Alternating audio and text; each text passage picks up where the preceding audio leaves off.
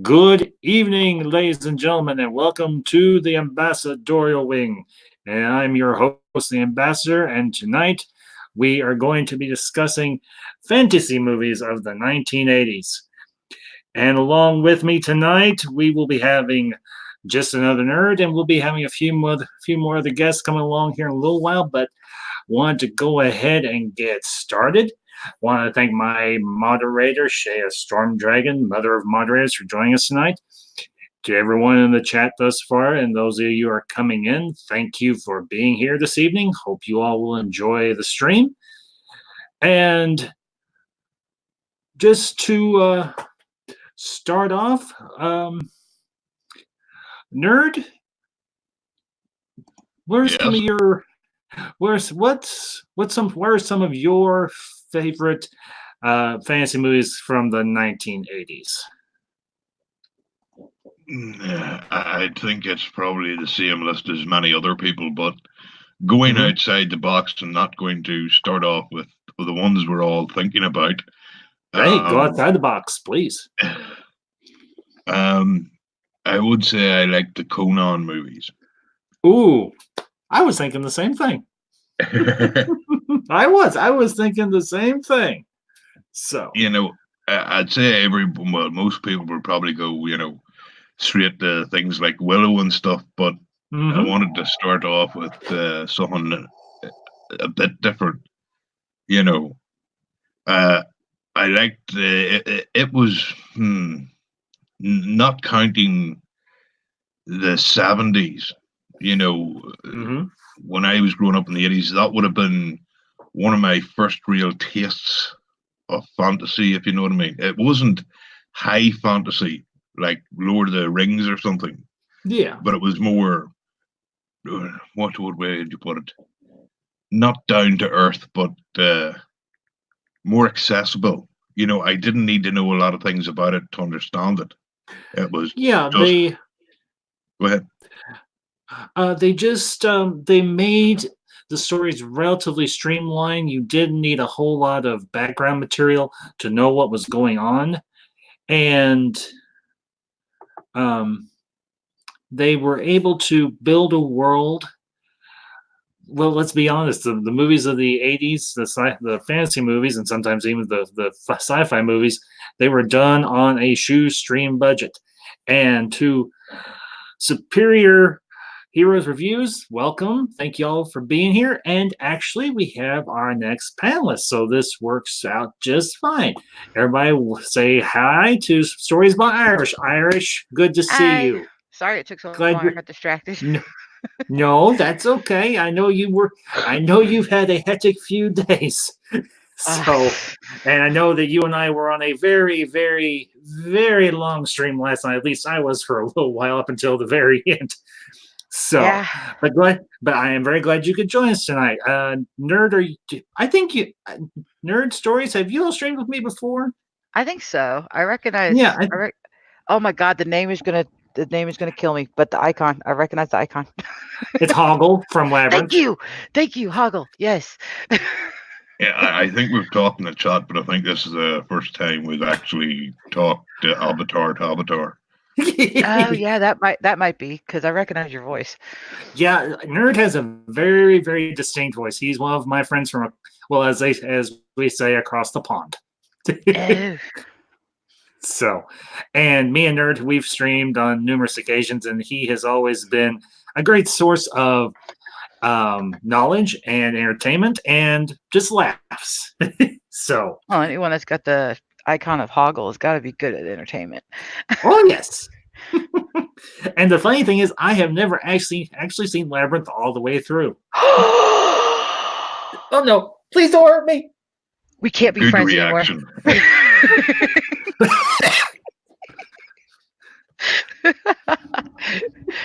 You're hosting an 80s fantasy movie and you're telling me you haven't seen the Labyrinth all the way through. Oh my God.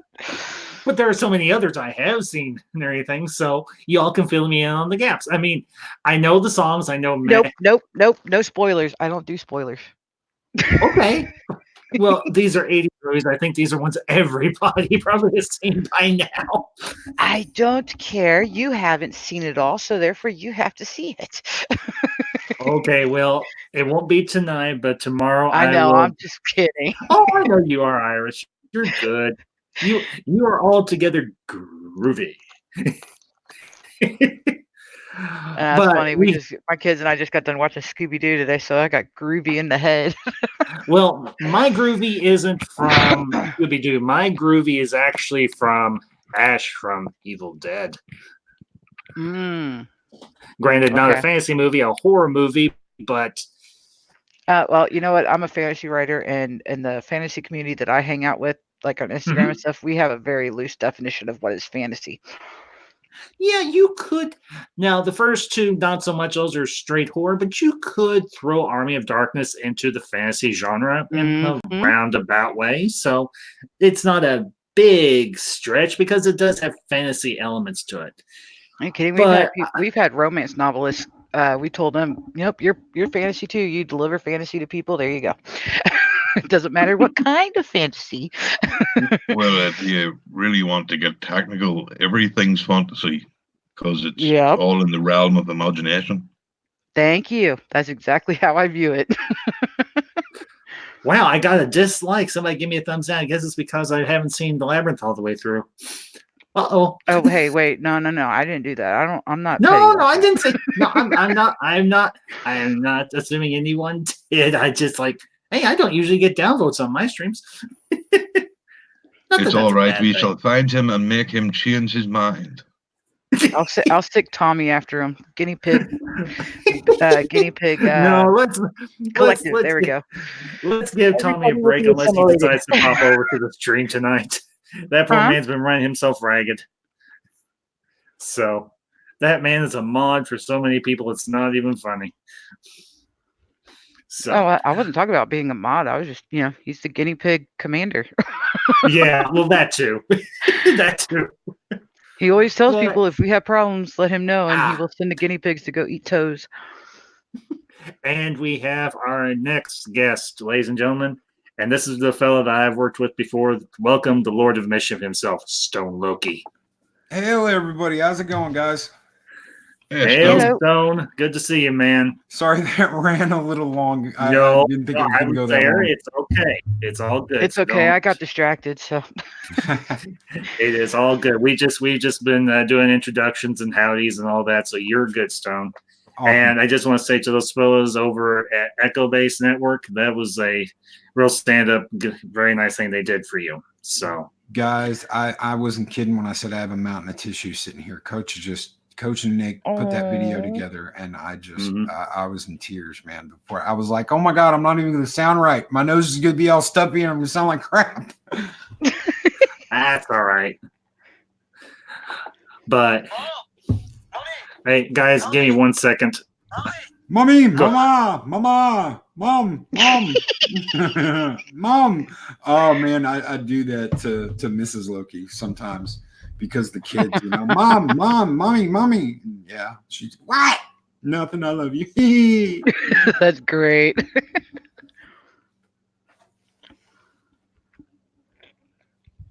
Did you ever see that? About? Nothing. They literally just got started when I came in. Cool. But you talking about that reminded me of those Allstate commercials with the Mayhem guy. Oh yeah. Did you see the one where he portrays a toddler in the back seat just screaming, "Mom, mommy, mom"? And then he just throws. Guys, give me like 5-10 minutes. That's my mom and everything. I will be right back with y'all. Entertain each other, entertain the chat. So I'll be no back. problem. No problem. BRB, hello. Anyway, so he's just throwing the cereal everywhere with the Cheerios and stuff. I keep watching that, and I'm just there going, I need to stop watching this. I'm going to give my kids ideas. Classic comics, man. How are you doing? I was talking to the chat. Sorry, nerd. What's going on, I can brother? see the chat. Hello. So, I suppose we should keep talking about fantasy movies of the 80s. since our fearless leader is talking to his mum. Um, That just sounds Mommy, kind of weird, doesn't it? I mean, I'm trying to. I hope she's doing okay. We could Yeah, be I'm sitting sorry. here I laughing and feel bad. shit. I feel bad now, but I Oh, mean, the implication of it was kind of funny. I'm sorry.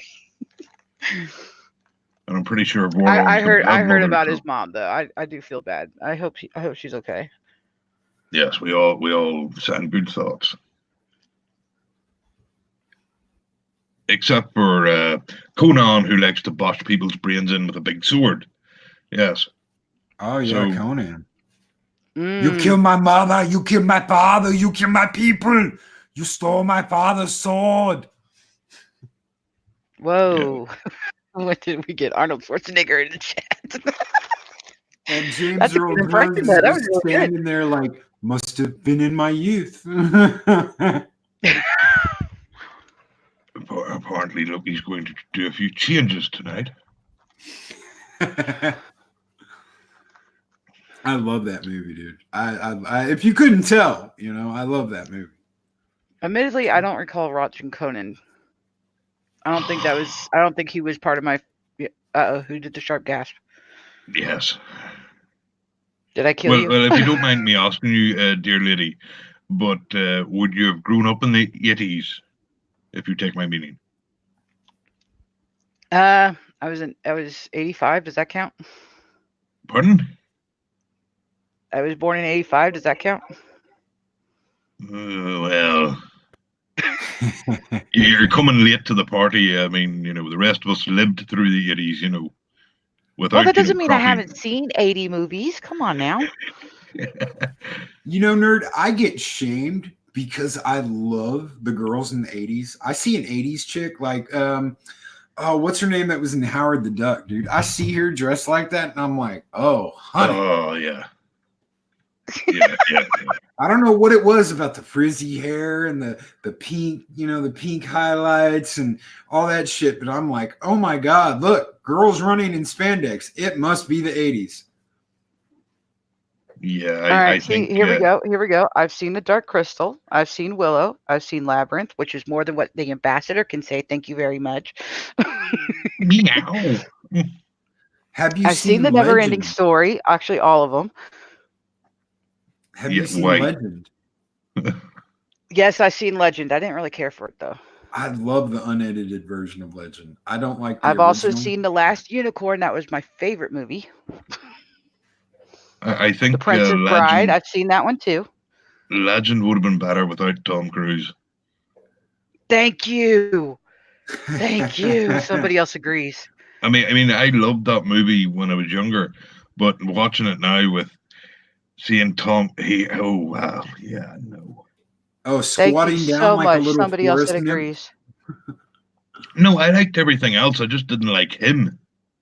Yeah, pretty much. That's pretty much it. We squats I mean, through like, the whole movie. It's like I'm always squatting. I'm like a frog. I'm frog moving around the screen. I don't know if that was his idea or Ridley's, but yeah.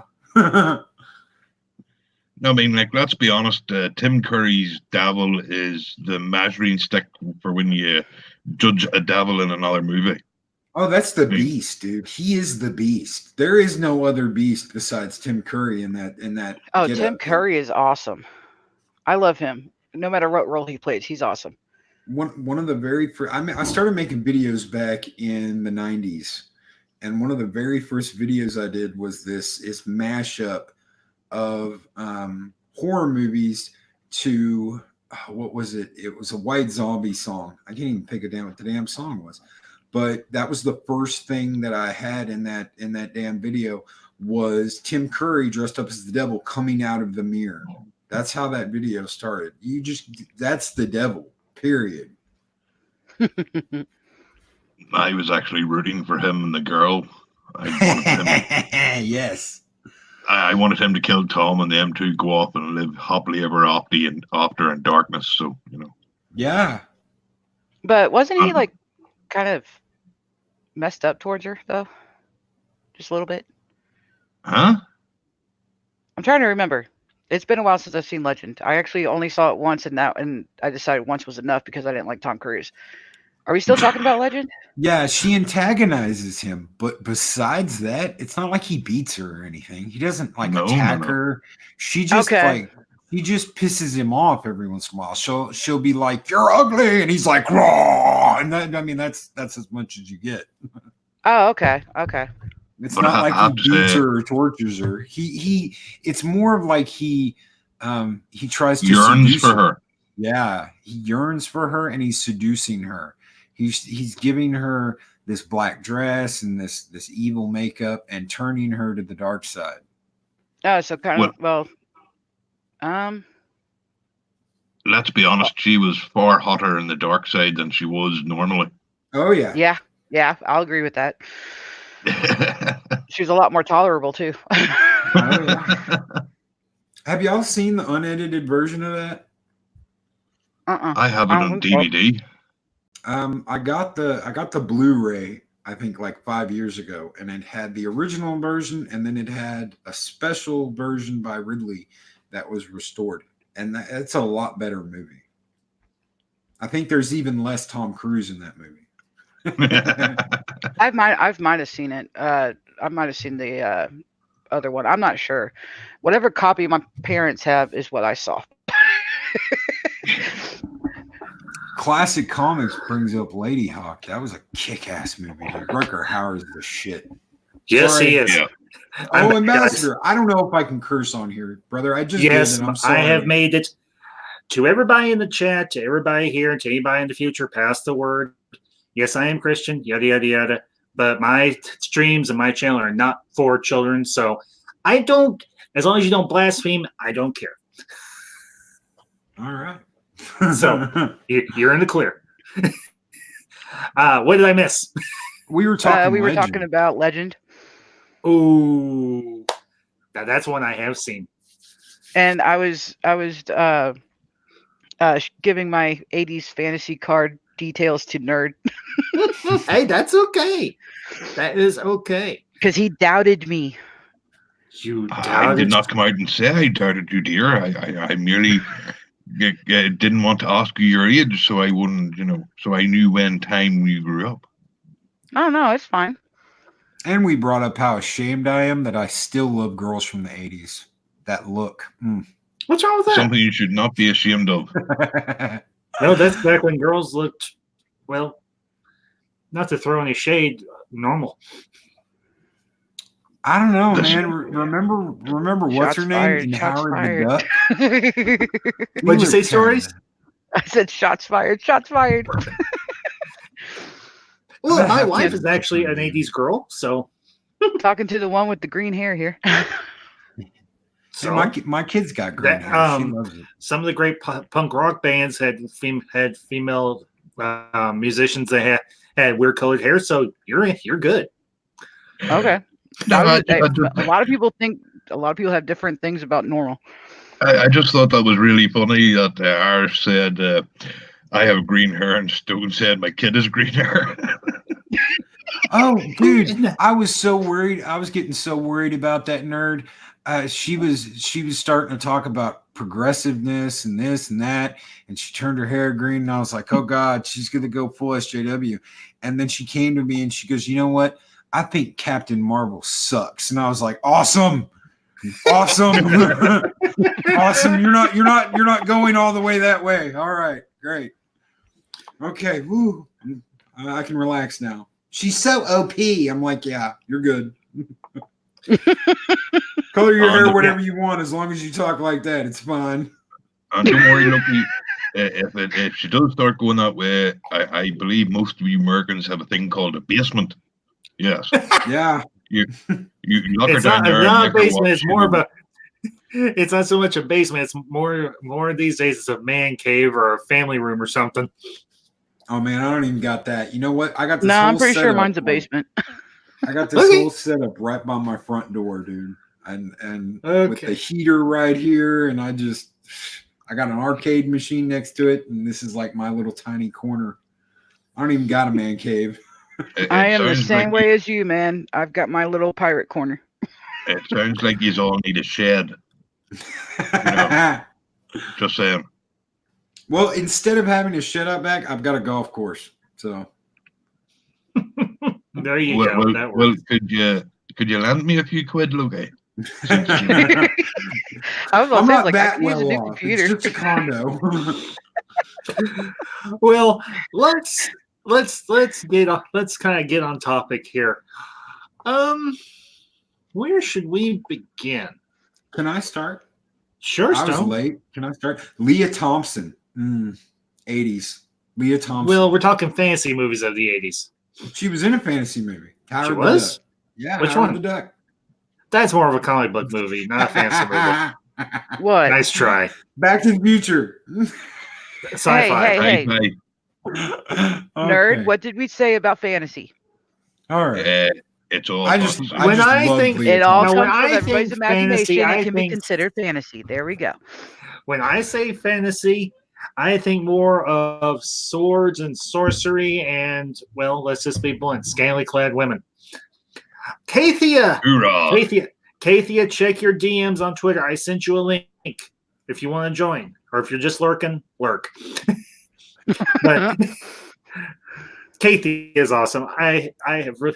She not more so than my wife, but she has grown a very special place in my heart. Kathy is such a sweetheart. She really is. Sure, yes, she is. So Yes, and let's just say that she is a great laugh and is definitely a very giddy person who's always up, and it's definitely not down to the large bag of cocaine she has. Okay, if you won't take Leah Thompson, then I raise you a Mia Sara. Yes, it's Mia Sarah. Mia Sara. I'll raise you. Yeah, one because she Bridget was. Nielsen. Yeah. Yeah. Oh, Red Sonja. Yes, we will get to Red Sonja sometime tonight. That's okay. See, I'm just interested in the women of the 80s. I don't care what movie they were in. You are a married man, Loki. Now behave yourself. I hate to tell you this, Irish, but you have entered the patriarchy tonight. Yes. Well, she knows, and she gives me hell about it. She's like, even those 80s women. I'm like, well, I mean, I don't know what it is, whether it was the pink hair or the rocker girl. Hell, I liked Jem back in the day. Why? Because they were hot. Wait, Okay. who was he talking about? Me or? I think his wife. Yeah, Okay. yeah, Mrs. Loki. Because I Mrs. thought Loki Nerd was teases talking to me. No, she teases me incessantly about my love of 80s women. I'd say. Okay. Why don't we? Y'all said you were talking about Legend before I came back on. So where exactly were y'all on Legend? Had you gone Tim anywhere? Curry. We agreed that it sucked with Tom Cruise, rather. Irish, Wow. Irish was hitting on Tom. I was talking about Tim, and Lucky was grabbing the Kleenex. So you know. Yeah. Okay. Well, I think who directed Legend? Ridley Scott. Ridley Scott. Was that Ridley Scott? Yes, it was. What Loki said. Dang. Yeah, because we were talking about He was whether a beast back in the day. we were talking about whether Tom Cruise going the whole movie hopping like a frog was his idea or Ridley's idea. Because he squatted for that whole movie. It was like, I'm squatting. What? Tom Cruise, dude. Tom Cruise squatted for that whole movie. No. He was on all fours. Classic comics. Want to feel old? Zoe Deschanel,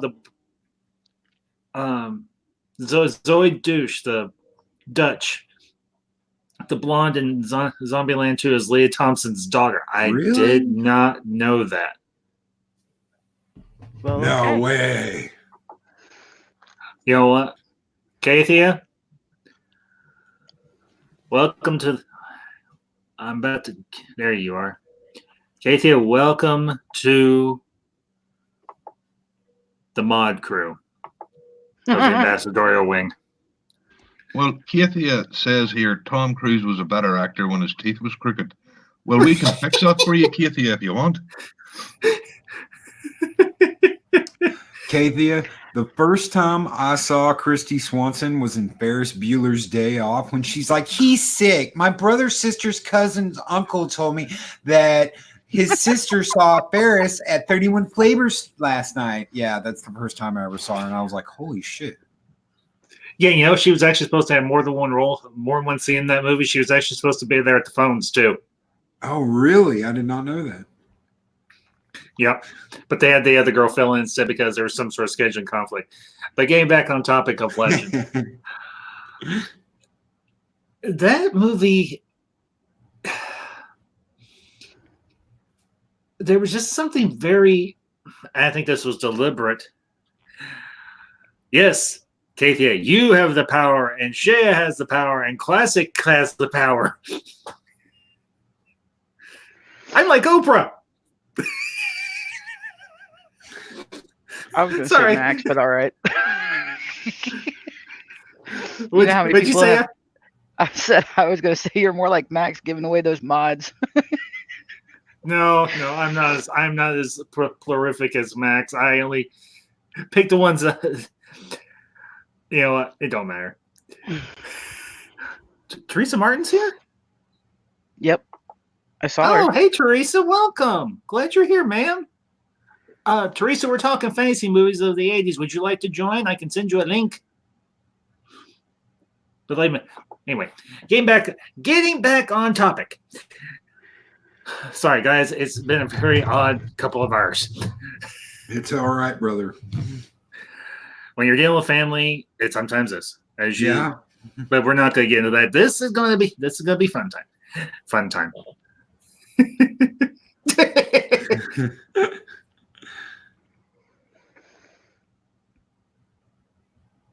All right. Bye. Thank you. Trolls. Oh, I didn't even see Don't get me him. wrong. I may not, hate No. is a very strong word. I don't know. No, I don't tolerate trolls on my streams. This is a place of positivity and fun, not drama. You know what? I don't know. I'm pretty sure in his mind he was trying to be positive, but it's like no, not when you're thinking like that. I don't know what is up with my comment section, but even in the morning, Ambassador, it like takes forever for it to update. So I don't see any of this stuff. It's like it updated and the comment was already gone. So I didn't even see it until after you did that. Yeah, that's okay. I saw it and I just looked at it like, I was gonna say something if you didn't do it, if you hadn't already, yeah. Yeah. Okay. The thing I love about Legend is it has a very surreal, otherworldly, almost ethereal feel to it. I know those three descriptors all in one sentence, but I think that was it was almost dreamlike in how Scott shot it. What do y'all think? Oh yeah. Well, particularly Yeah, the I can see open. that. Well, it almost like a fairy tale almost. Yeah. Well, wasn't it supposed to be like that though? Yeah, I think that was Scott's intention because this almost had. I don't want to say biblical. They had almost like an origin story-esque type of feel to it, particularly with the opening, because they have a narrator at the beginning of the movie or throughout the movie. I think so. Ooh, excuse me, sorry about that. Time since I've seen it, so yeah. I know the uncut version doesn't. I have not watched the version with Tangerine Dream in like 30 years. Mm-hmm. The only one I've watched over the last couple of years was the director's cut.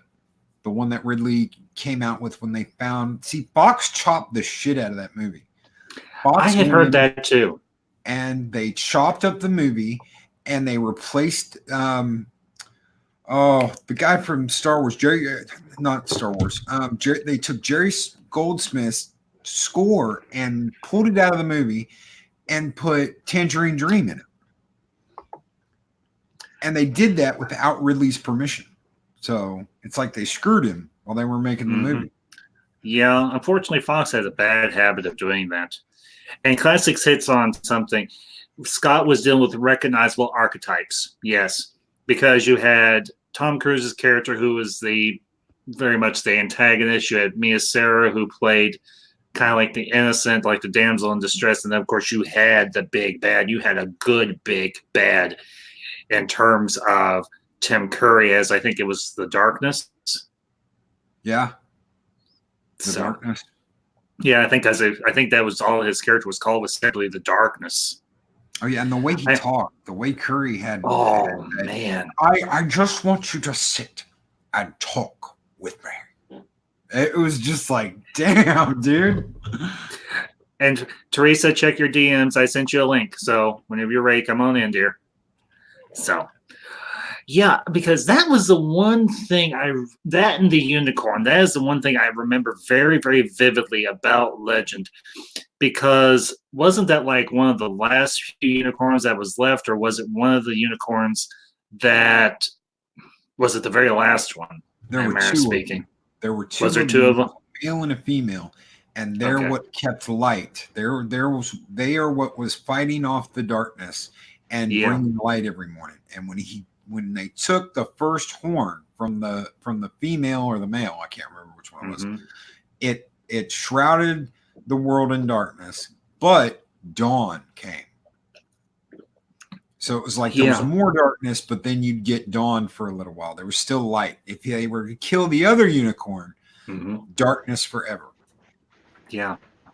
And ladies and gentlemen, welcome Miss Teresa Martin. Teresa, welcome. Thank you for joining us. Hi, good evening. Hello. Thank you for the invite. Hello. Hi, everyone. You're welcome.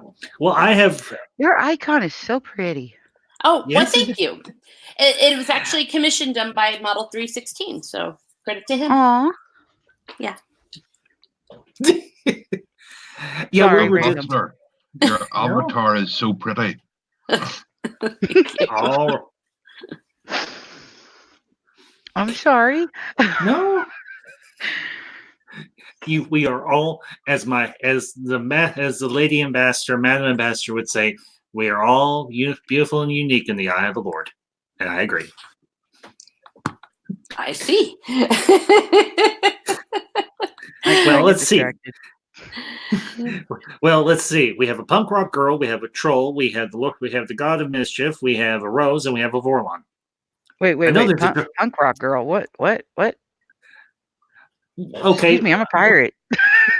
Okay. We have a pirate. We have a troll. Thank you. A nice type of troll. Okay. We have a pirate. We have a I want to goblin. be a pirate. Anybody can You're be the a god pirate. of mischief. You're one up on a goblin. Oh. All right. We have a pirate. We have a troll or a goblin. We have the god of mischief. We have a rose, and we have a Vorlon. There's got to be a joke in there somewhere. This is definitely the definition of diversity. Yes, and it is organic. Organic, indeed, and the most organic you can get. We were talking about, as I mentioned, we were talking about Legend. So. It looked like somebody switched over to the labyrinth though, because I see Sarah and Jareth. Yeah. Yeah. Katie brought that up. There we go. Oh, quit that. Which I do agree with that, Kathia. I think Sarah and Jareth would have been awesome. Sure, he kidnapped her stepbrother. I don't know. I think Jareth was a bit effeminate. Well, if you could make the argument that even the darkness was a smidge effeminate. Oh, there was nothing effeminate about that fella. Oh no. But the way Jareth, no, I don't know if you can compare the two. For one, the darkness never did a dance number, so that is true. There's that. Yeah. I never considered him really a dark kind of person. He was just more, a lot more toned down from Loki. Just somebody like to have fun. Did you see the size of that man's horns? I'm jealous, and I've got some kick-ass horns, but that guy, he had horns. How can that be effeminate? We're talking about Jareth and Labyrinth, not the Labyrinth. darkness. Yes. But I was making the argument that the darkness was kind of effeminate too because he did dance. Oh, okay. And now I'm I can just make the thinking, how in connection. the world did they do that dance? Wait a minute, wasn't there a dance sequence in Legend as well between the I think there darkness was. Yes, the but girl? that was classical. That was like an old sweeping. What do you call them back in the day? You know, when everybody used to dance, and actual dance, not what you call today's dancing. Oh, kind of like classical ballroom dancing. Yes, exactly. Okay. Not this. Yeah. This message that they have going on now, where it's practically where it feels like they're almost fornicating on the dance floor. Anyway, Viewers, I know how hard it is to once not I burst will be out right laughing back. when you got people that are sleeping. just do the best you can, Irish. Just do the best you can.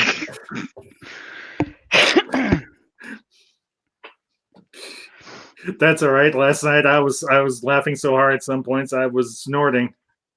Oh, so was I. I Yeah. was crying.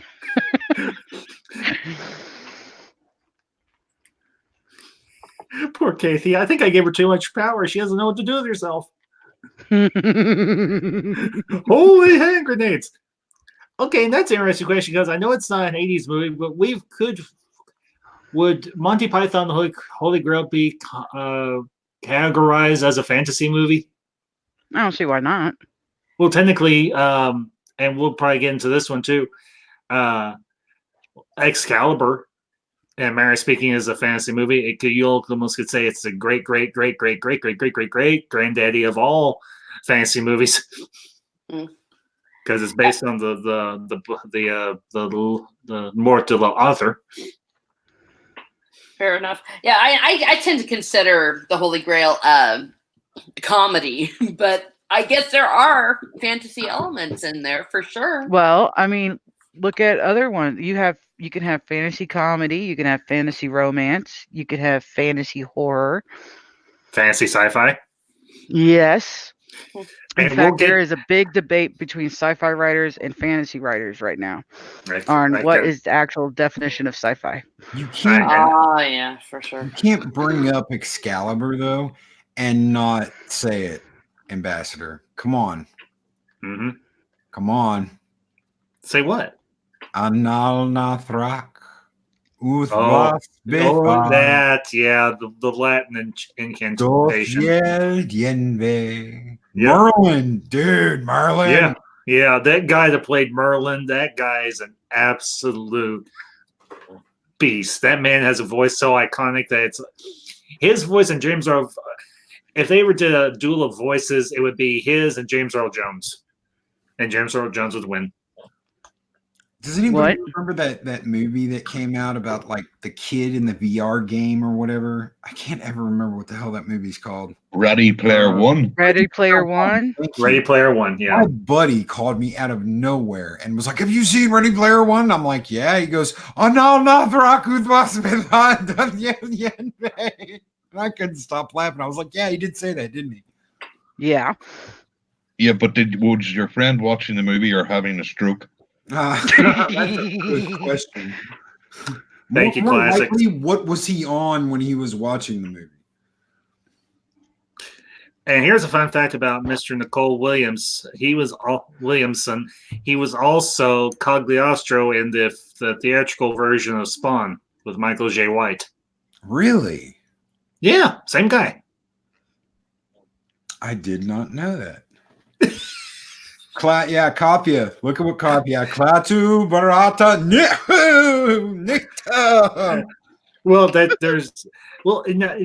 Here's a fun fact that y'all may not know. George Lucas was such a fan of The Day the Earth Stood Still. For the Return of the Jedi, 3 of the races are actually called Klaatuans, Baradans, and Nictuans. Really? Yep. See, kids, you learn something new every day. Yeah. Yeah.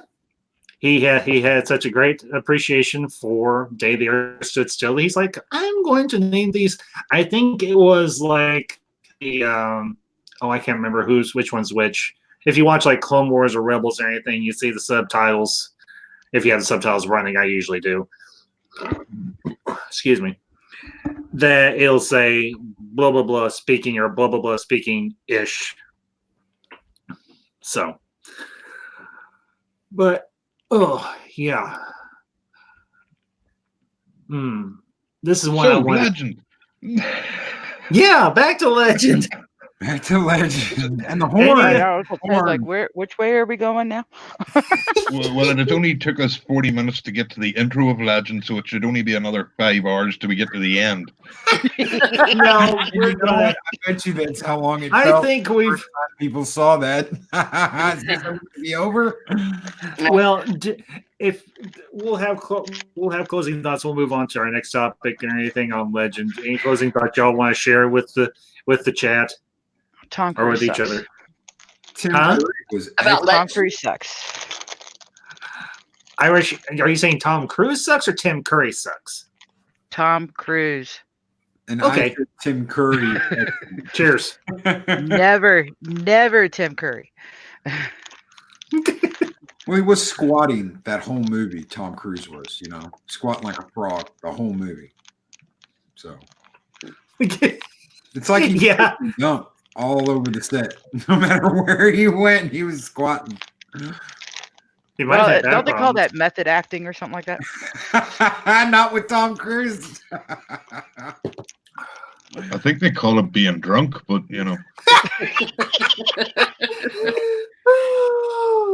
Ridley was sharing the scotch on set. He's like, I can't believe I'm in Well- this piece of shit movie. Here, Tom, have a drink. So, Teresa, anything you want to add about Legend before we move on? No, it came in at the end. But before we continue, oh my gosh, nerd, are you Northern Irish or is it Scottish? I'm Northern Irish. Yes, I knew it. Oh, sorry. Congratulations, you're the first one who's ever got my accent right. Success. Wow. Well, first Well, here's Well, I spent a lot of my childhood in Cork, and so I was like, "Dang it, that really sounds Northern Irish," but I wasn't sure for a second there. You know what's funny? I was thinking so, at least yes. And I can't get my thoughts straight. Hang on. I was thinking Ireland, but I didn't really think about asking any question about it because I'm actually learning. I'm teaching myself Irish Gaelic, and I know they have like 3 different dialects. The Cork dialect is the only one that's correct. Sorry. You're fine. I'm cracking myself up. Okay. No, all dialects are fine, except Cork's the best. But that's excellent. Good for you. you get a gold star and a cookie. The cookie is a cookie of your choice. Maybe on Yeah, another right. stream we can talk about that. I'd love to talk about Irish with you, the language. Oh, I'm not that good at it. Well, I can't say Don't it. worry, I no can't one else speak it is for the either. life of me. yeah, I was about to say. I was gonna say I can't speak it for the life of me, but I can write it. Oh, yeah. Well, let me this way. I know all the things that the teachers used to yell at us, seared into my brain. Yeah, I know That's a couple of people who went to school down south and they live up here now, and they don't use it anymore. Basically, they hated it in high school, and just as soon as they left, that was the last time they used it. Yeah. So, Yeah, I mean, you got to go out to the Gael Talk to get people chatting with you on it. Good times. Okay, yeah, I know. Ambassador's like, STFU, we're talking sci-fi, but no, that's lovely. I don't think he minds. Oh, okay. No. As I have said previously in my other streams, Teresa, if you ever stream with me again, my streams are relatively non-linear, but we do get to the topics that we want to talk about. We just kind of go around it from the other side of the bridge. Oh, sure. We take the long way around. actually, Ambassador, I've just Yeah. noticed Your avatar, you're not the good Vorlon, you're the evil Vorlon. I just like the design of the suit a little bit better, but I still consider myself the name of that Vorlon is Yulkesh. But I just liked the design.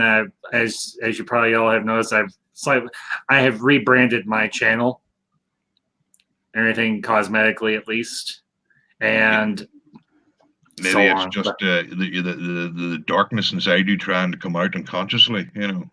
Bad guys do wear that's- black. No, not so much. Anyway, I always wear black. any final thoughts? Any final thoughts on Legend before we move on? Nope. Okay. All right. Well, this is actually one I've wanted to talk about with a group, and it's actually one of the very first videos I did, and it is Crawl, because I noticed it in the chat when I came back in. So why don't we talk about Crawl for a little bit? It's got Thumbs the up, thumbs- soundtrack for Wrath of Khan in it. I don't know if you've What are we ever talking noticed about that, now? but it does have the Crawl? soundtrack for Wrath of Khan in it. Did they? Yes, they did, sir. Go back and listen to the soundtrack for Crawl. We I'm were talking listening to- Crawl, not Cull, right? Crawl with St. Anthony, Freddie Jones, A Yeah. certain Fred. actor, you know. Liam Neeson, Liam Robbie Neeson. Contrell, Okay. Robbie Contrell. Okay. There are cut up pieces of the Wrath of Khan soundtrack in Crawl. There is. I'm playing it back in my head. Loki, you're right. Particularly at the beginning. Yeah, you're right. Okay, Especially that one I have not seen. you've never seen Crawl. 85. Well, that is kind of a cross. That's kind 85. of, well, it is a cross between science fiction and science fantasy, or Mhm. fantasy period. I always we don't have wanted to one of talk- those horses. Oh, the fire mares. Yep. Yeah, those things were cool. Those are actually just really big war, draft horses. Yeah, but they could Clydesdales. fly. I Hmm? mean, how cool is that? They could fly. Yeah, they can blade well fly. Well, we Yeah, don't but have they to don't talk have about Crawl. seatbelts, so you know you have no way of keeping on. You just hold on for sure. You hold on for sheer life, nerd. I hope you're strong enough to hold on. Yeah. Well, nerd, Loki, Teresa, and myself. Are y'all good with us talking about Crawl? I mean, because Irish hasn't seen it, so we can switch topics. I don't care. I'm Yeah. good with whatever. Yeah, I'm haven't fine seen with it, you so I to talk couldn't about it. do much. Okay. Yeah. Well, in Irish, this way you can learn about the movie, and then eventually you can go watch it because it is a good movie. You can go back and rewatch my review. There's a Later on. glaive. There's a glaive in the movie. Oh man, that is one of the coolest sci-fi weapons ever. That they ever. didn't use for 90% of the movie. Well, but the reason was probably budgeting, and two, they kind of tied the budgeting into the reasoning for why they couldn't use it as often as they would like, because that thing hovers around the air and does all sorts of neat, nifty little tricks. Yeah. And I think it would have made the story just a little too easy in the long run, because it would have. The glaive is almost like a lightsaber in a manner of speaking, because it can defeat just about anybody, and that would kind of cut the tension of the story. So saving it for the very end when you're going up against the big bad, I He think. was called the Beast too, wasn't he? The beast. Yeah. Yeah, I Well- think that was a running theme in the 80s. Yeah, I was about to say. Well, I'm pretty sure. I think the reason they called the villains the beast was kind of an allusion back to, could it be Satan? Sorry, that was my church lady from Saturday Night Live. I know it wasn't very good. special? Well, isn't that convenient? And that was back when Saturday Night Live was funny. Yes. Yes. From the 80s through the late 90s, it was funny. After that, it sucked butt. About the But- time Chris Farley was gone, yeah, that was about the end of Oh, man. Yeah. Okay, let's not talk about death, unless it's death of villains. Oh, The- what did the villains do to you? that. What'd you say, Irish? I said, well, what did the villains do to you? They're the villains. They're the bad guy. They're the ones supposed to be. Oh, really? Okay. I did not know that. Thank you, Classic. Ambassador Kenneth Marshall, who plays the hero. What's his face? Played Eddington, the security officer who defected to the Maquis on DS9. You did not know that, Ambassador? DS9? I'm not real. When it comes to trivia on like Star Trek, a particular DS9, I don't know a whole lot now. And you call yourself a Kroll fan. I am a Kroll fan of the movie.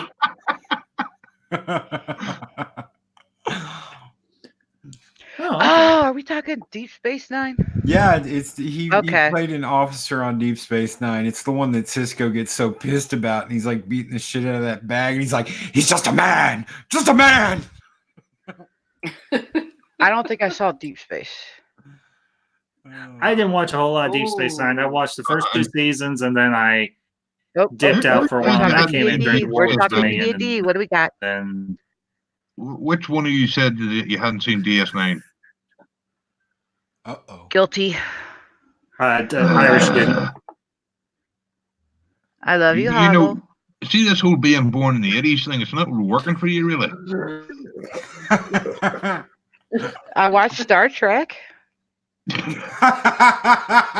was my favorite character. All right, let's get off Star Trek. Get back on Kroll.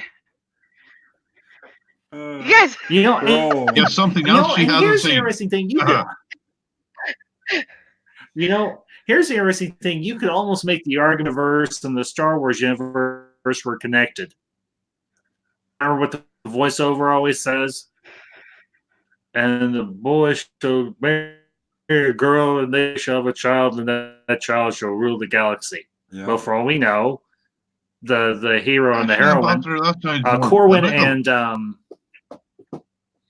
what the Is it Alyssa? I don't know I'll look it about up. that. But no, you Oh, can no. you could make the argument that the child they have is Palpatine. Lissa. Her name was Lissa. I just blew your minds. Lissa. Corwin Lissa been Palpatine because he did end up ruling the galaxy. If we're going to compare them, Liam Neeson also dies at the end of both The Phantom Menace and Crawl. Yep. Yeah, but let's No, be wait a honest, minute. he I wanted thought to die in Star Wars.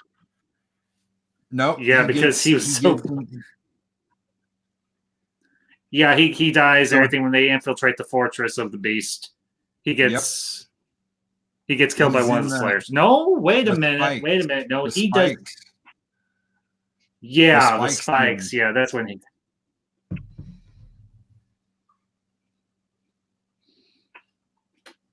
So,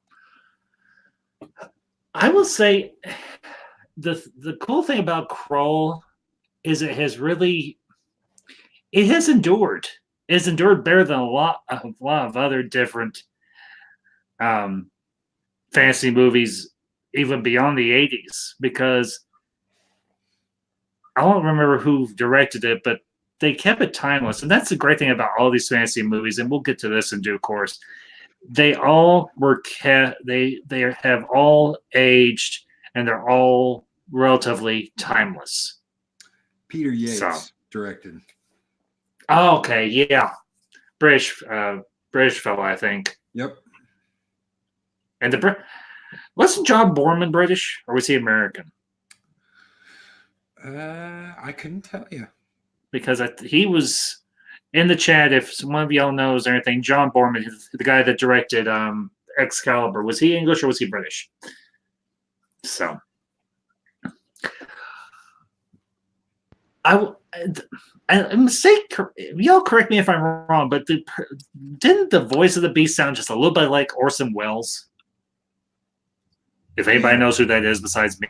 Oh, I know Orson Welles for sure. Okay, Teresa, I figured you. I wasn't sure if you would, but didn't the voice of the beast just sound like a little bit like Orson Welles?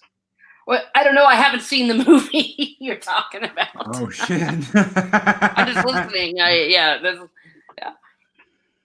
And he's Okay. British, by the way. Your director, Borman, he's British. Borman? I thought so. That would make sense. So, But I think you're right. I'm looking up now. I'm trying to find it. I don't know if it'll be in the IMDb or not because it was just a voice. If it would be a voice credit or not, but it sounded awful like Orson Welles. Or there they just modulate Kenneth Marshall's voice when he appeared as Corwin, and then when he was talking, I guess, telepathically to Lissa. I'm just thinking there that earlier on was Loki was having a go at the ambassador for not knowing something, and here he is looking it up. I'm just saying, how do you not know this off by heart already? It's good. I know you know this, nerd. It's just good nature ribbon.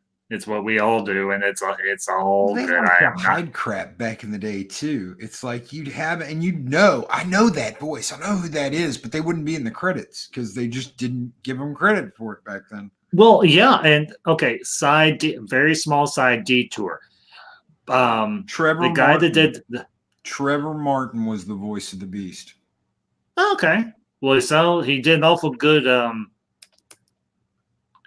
Orson Welles impersonation. So, and y'all probably have, for those of you who have seen Kroll, the Slayers were pretty much a I will not say ripoff, but they were a copy of the Stormtroopers from Star Wars. I can kind of see that, yeah. The henchmen are the guys in the white, the creatures in the white armor, anything that worked for the Beast. Well, I don't know. They could actually hit things, so Yeah, they could shoot. They did hit a lot of people in that movie. Nerd's right. Yeah, they went to someone better than Stormtrooper Academy. Well, You mean they could actually shoot things? Yes.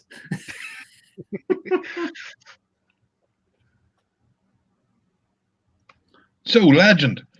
Yeah. We're talking about Kroll, not Legend. We move on from Legend, but if you have something you want to bring up, bring it up. No, just making a joke. Okay. Sorry.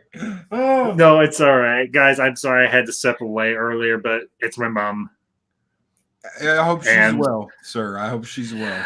She a little small minor setback. She's home resting. She is fine. So okay. I'm not going to bring down the stream talking about personal stuff. Not that I'm a overly private person. It's just Classic. You're not wrong. Classic brings up a very, very good point. Pretty much every genre of film in the 80s was riffing on Star Wars to some degree. Well, because, and I've made this point in videos I've made previously, Empire Strikes Back came out in May of 1980, so it pretty much was owned. Michael S., welcome, young man. Glad you're here. Glad you could make it on over to the Ambassadorial Wing tonight. Hey, Michael.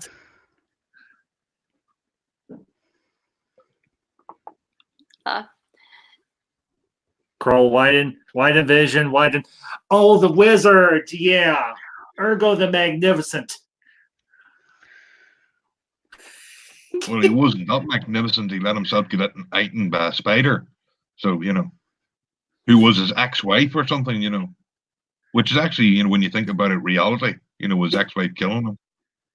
Well, no, Ergo survived, remember? He survived to the end of the movie. I thought he was killed by that spider. Are you talking about the Widow of the Web? Because no, that was Freddie Jones's character, the old one. He's the one that died. Yeah, that's not Ergo the Magnificent. You're thinking of Freddie Jones's character when he goes to the Widow of the Web to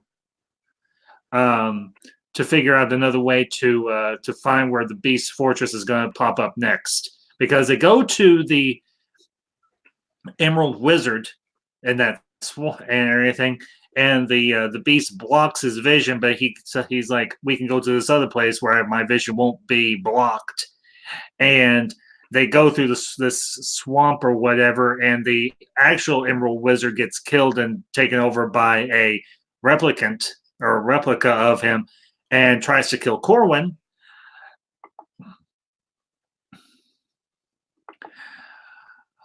But oh, for crying out loud, Freddie Jones's character. If somebody can remember the name of his character from Kroll, put it in the chat or let me know. But he ends up going to see it's the woman from Dune who played Jessica. For crying out loud, I know her name. I know Annabelle Elizabeth is this girl played Melissa. Who's the one that played Francesca Annis? Played the Widow of the Web. And Freddie Jones's character goes to her to figure out where they can find, and he ends up dying and everything before, as he gets right back to the group and starts hollering, "In the Iron Desert, you will find the Beast Fortress," and he just pretty much collapses over dead. Yeah, Kathia, thank you. Yeah, they were. So, y'all went quiet on me. Hello? No, we Oh, didn't just want to interrupt. Yeah, like I said, I'm. No, it's okay. It's all right. I sometimes get on these runs where when I remember the parts of the movie and I'm like, oops, I'm not letting anybody else talk. Now I feel bad. No, you're good. It's just that I don't have anything to say about the movie because I hadn't seen it. Yeah, Okay. I'm with Irish there. So I'm yeah. just Okay. listening. All right. All right. We'll move away from Kroll. Ladies' choice. Let's pick a movie that y'all know. And let's discuss. And if you hadn't seen something, don't be afraid to make something up. Just give an opinion. Just throw it out there. Yeah, Yeah, Sorry, you know, guys. the thing about the thing. Yeah. Well, if we're talking, I love that thing. The thing about the thing. Yeah, we all love that thing. Yeah. Well, sure. If we're talking 80s fantasy movies, have you all talked yet about Lady Hawk? Rutger Hauer. No, we Nope. have not, but we can. Have you seen that, Irish? I'm double checking because I have my memory is not. Isn't that Michelle great, Pfeiffer so. in that? It's Yes, only Rutger like the Hauer. greatest- And Rutger Hauer at his almost his second best. I know everyone would say Blade Runner, but oh my gosh, Rutger was so hot in that movie. It's Yeah. only like the greatest love story of all time and the saddest love story of all time. Yes, but it had such a happy ending. If you've ever had a long distance relationship, watch Lady Hawk. That's what it's like. But it's the worst kind of long distance relationship because they were actually next to each other the whole time. They were never apart, but forever apart. Yeah, forever. Yeah, never apart, but forever apart. They even say that in that movie. I know. Yeah. I tell you. I mean, I am. What do you call it? Isavar would be the ship if we'd been shipping back there in the 80s. Well, the whole premise was so good. And the way it starts off as this comedy where you just have this goofy little Matthew Broderick and Please, Lord, help me get out of this cell. If you help me, I'll never steal anything again. 2 minutes after he gets out, he's stealing shit. exactly. And yeah, how the heck did he get down that drain? I mean, really. Yeah, he squeezed out. He sure did squeeze out of that thing, but every time I see it, I think, what if it had gone bad? What if he got down there and then he got stuck? It would have died a terrible death. Well, that's who they're talking about in Gremlins. The guy that went down the chimney, that was Matthew Broderick. Oh, yes. The dad that, gosh. The dad that got stuck in the chimney and died. This is terrible. But yeah, and then it took me, when I first saw it, I didn't quite catch on. It took me forever to catch on. It's like, oh, wait a second. Because with what was going on with the Lady Hawk and himself. But man, and the acting of it was so morose. It was so, it was almost Byronian, the thing that was going on with Rutger Hauer's character with Navarre. And then when he oh gosh, at the very end, when they see each other for the first time, when they have the eclipse, day without a night, and the night without a day. I mean, he is crying. He falls down on his knees before her. I'm a bit of a romance person, but it was the best combination of romance and fantasy. Oh, I completely agree. The heart-wrenching part in that movie is when they change in front of each other and they're reaching out and they're almost touching and they yank it away from him and Rutger's like, no! Yes! And he's like, damn, dude. Oh yeah, just the rage in him.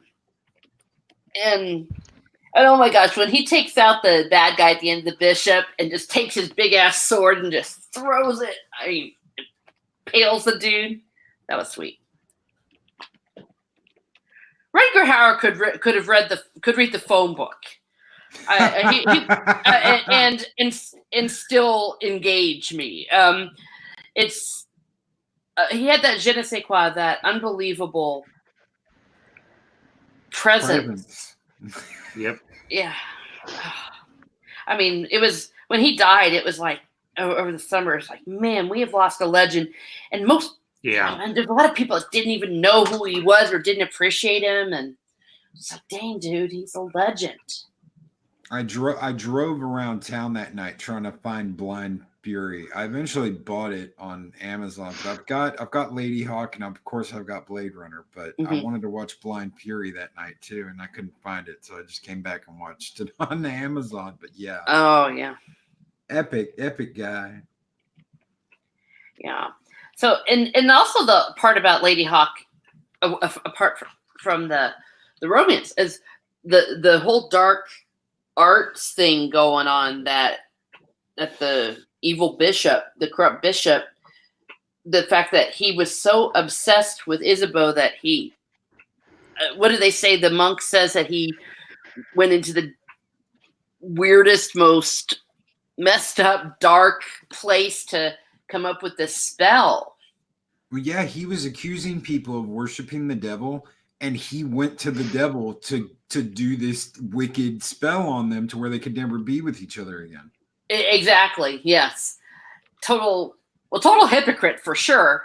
But at the same time, yes, that, and I guess that only the devil could come up with something that evil in the sense of something that would not just harm them, but also psychologically torture them as well. That's some good stuff. I love that movie. That was the first movie I ever watched with him. My aunt let me borrow that movie. My dad's sister let me borrow that movie when I was a kid. She was like, watch this. It's really good. It's got swords and stuff in it. And yeah, ever since then, he's been one of my favorite actors. Oh, yes. Well, and of course, Blade Runner, his whole speech there, the fact that he was able to do that extemporaneously. He improv'd it. Yeah, I think that was true. I had heard that last speech he gave at the end and everything was completely improv. Yeah. Well, that would make sense because he said all that happened off the shoulder of Orion, but they hadn't made it out of the solar system yet.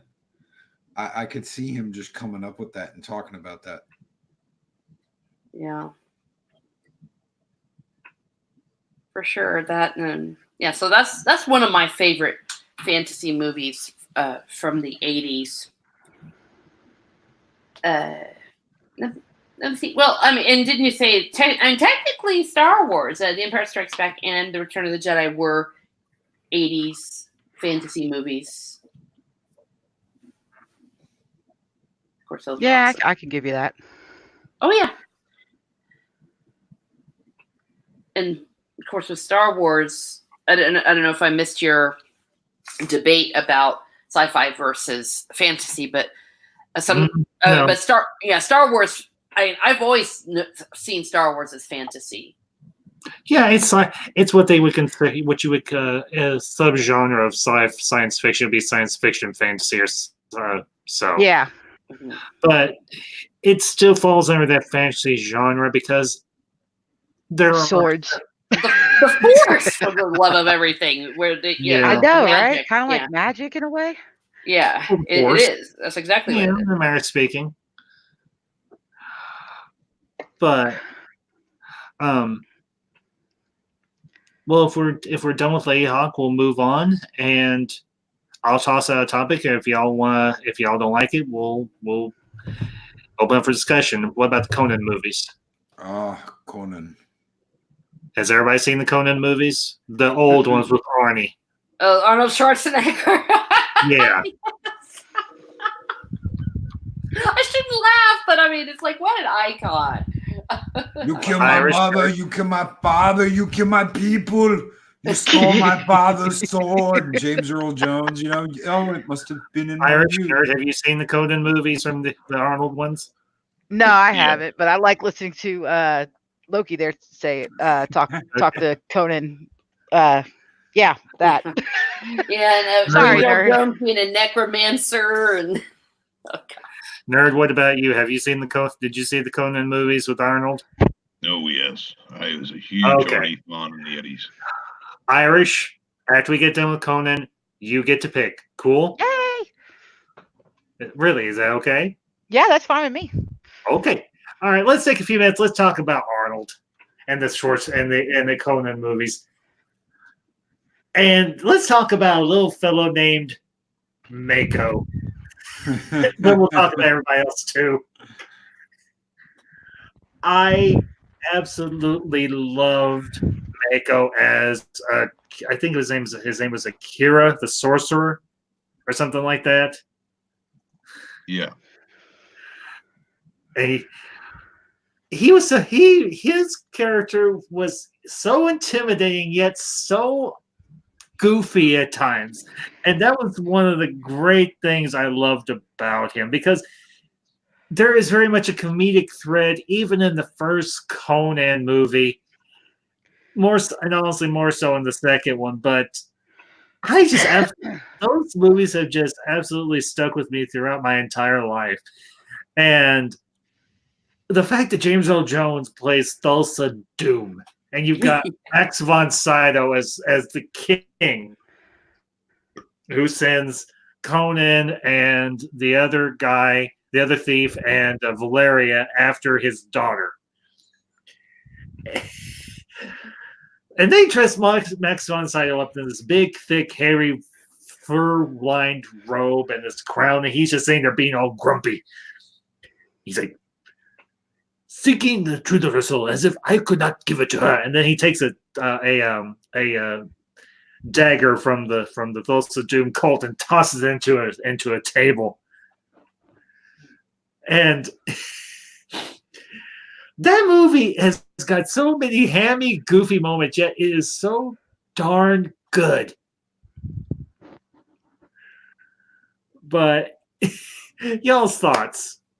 Sorry, I don't mean to monopolize the conversation. oh well. I mean, it just was iconic and epic.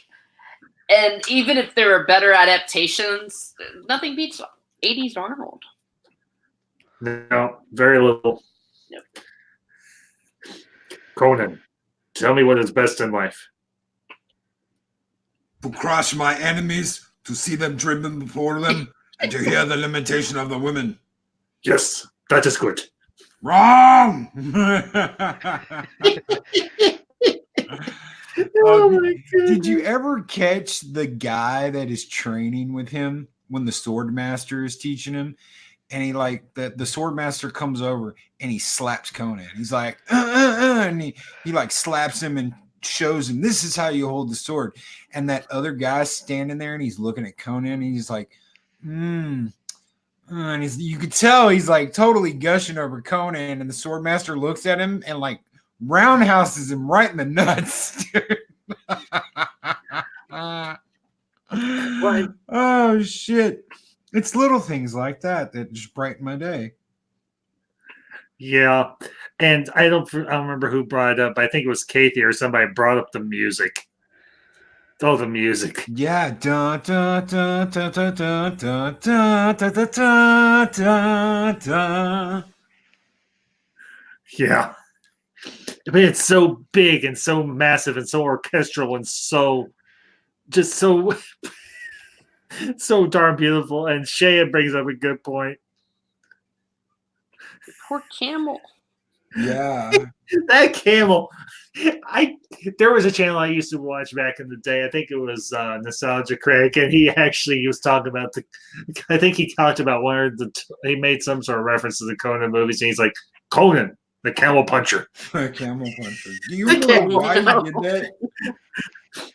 Although that could have a very different connotation if you let it. Do you remember why he did that, Ambassador? Why he punched that damn camel? Yeah, because it spit on him. No, that's in the second movie. That's into the Destroyer. Oh, well, wasn't it the same camel? It's the same camel. Yes, it is the same camel. The first time him and Sumatai are like drunk off their ass and they're wandering through that city. Yeah. And they go by that tent and all those guys are banging sheep and ostriches and he's laughing at them and he backs into that camel and just knocks it the hell out.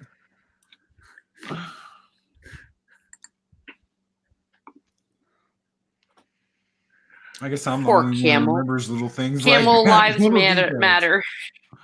details. Little details. Camel lives do not matter. Yes, they do. No, they don't. You heartless man. I'm not a man. I'm a warlord. I'm a ball of energy that has no sex. Awkward. DJ honestly brings up a good Just a point. little bit. We'll get up to that. We'll get to that in a little while. But he's like, I like Red Sonja over Cannon, but then again, I am a guy. LOL. Do you remember the minions that Thulsa Doom had? The two guys, his lieutenants. Oh yeah, the one guy that looks like he's a cousin of. Wasn't he a cousin or something of Arnold Schwarzenegger? Because he Yes, was a whole he's bunch of. Actually, that's his best friend from back in Austria when they Yep. used to bodybuild the guy. He's been in nearly every Arnie movie. Yeah, that's what I especially was going to bring up. Was Thorgrim is the guy that's in like every single Arnold movie ever. well, the only non-Arnold movie that he was not in. Can anybody tell me? The Sixth Day. Nope. That one where he got pregnant. No. I forgot about that, nerd.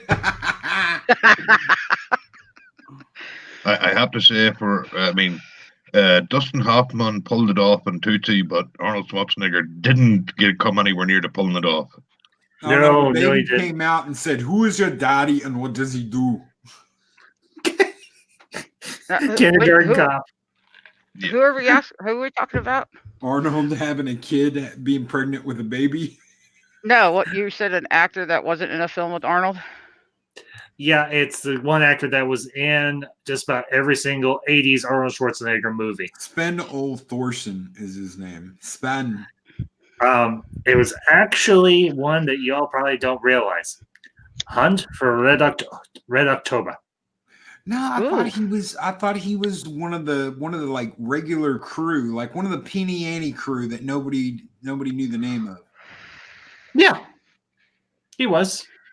He was the one that actually started singing the Soviet Russian- national anthem as they go. As they start going off and everything after they've activated the Caterpillar drive. But yeah, that's the same guy. Yeah. So I think thought the you were other saying what movie wasn't like what movie was he not in? was he in that wasn't an Arnold movie, and it was Hunt for Red October. Yeah, okay. Now I'm getting you. I thought you were saying like what movie was he in with Arnold? What movie wasn't he in with Arnold?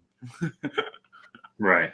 He used to be in Captain Power and the Soldiers of the Future too. He was one of the guys that. My was in the gosh, I Power actually Show. remember that show. I Yeah, actually had dude. some of the I can toys. quote you the name, the beginning of that show, dude. I can do Hey. the whole beginning.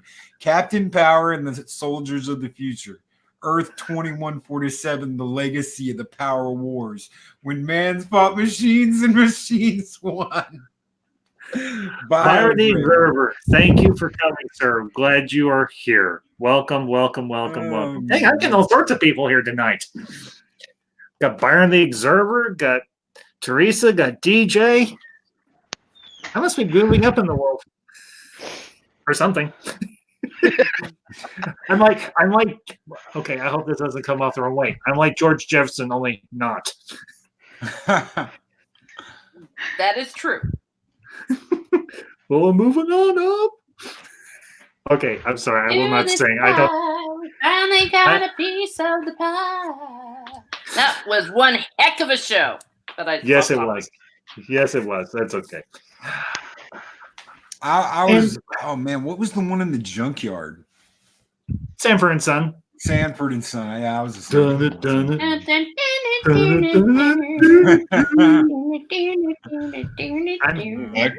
We had our own scrapyard one. It was called Stat Toe and Son, which Teresa should remember. Wait, which one now? Stat Toe and Son. Oh, well, I didn't watch. Was that on the 80s? That was the 70s. Oh, okay, that was before my time then. Yeah. Yeah, that was slightly before my time too, because I'm not that old. Okay, I've got one. Now I've got to watch that though. That sounds like it'd be hilarious. It's Irish's turn, isn't it? Yes, it's Irish's turn. Irish's Well, turn. do we want to talk about Conan the Destroyer before we move on, or we just want to go ahead and jump ahead? Oh, dude, I wish I You could gotta forget keep seeing talking. that movie. Conan the Destroyer. Say again, Irish. You could do Conan the Destroyer if you want. I can pick two. Okay. Well, and the thing some people have said this, and I think I agree, and I want y'all's thoughts on this. Moira, I sent you a link if you want to join. If you don't, it's cool. Anyway. Hi, Moira. Hey, Moira. Hello. Meow. Meow. Meow. I'm just Nerd, not catching up be on everybody nice. that's in the Oh, chat. that was me. That wasn't Nerd. Oh, okay. Loki, be nice. Kitty's got claws. Yes, they do. Kathia, we may do that down the road. That might be next week or week after or somewhere along the way. But yes. That would be hilarious. I agree. Yeah, and yeah, that would be a fun one because I've actually been wanting to do some videos on the sitcoms I grew up on. But I will say, some people have made this argument that while Conan the Barbarian is not so much of a straight line or streamline or mainstream fantasy story, Conan the Destroyer very much is. Your thoughts on that? I would say that we've been talking about Conan and no one has brought up the riddle of steel yet. Well, we can bring up the riddle of steel. We can bring it up right now. Yeah, there was no riddle, it was steel. No, because as Thulsa Doom said, and I think actually Thulsa Doom had a better point. Flesh is strong. Steel is strong, but flesh is stronger. I'd agree with I would agree with that philosophy.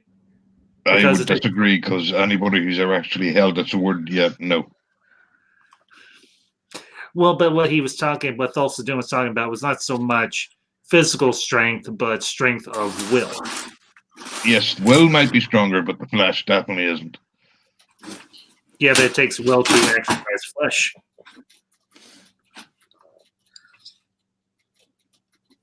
Did you ever notice how huge Crom was? Who? Crom, where he gets his sword in that first movie. Did you ever notice how huge he is? Oh, you mean the skeleton? That guy's helmet is as big as Conan.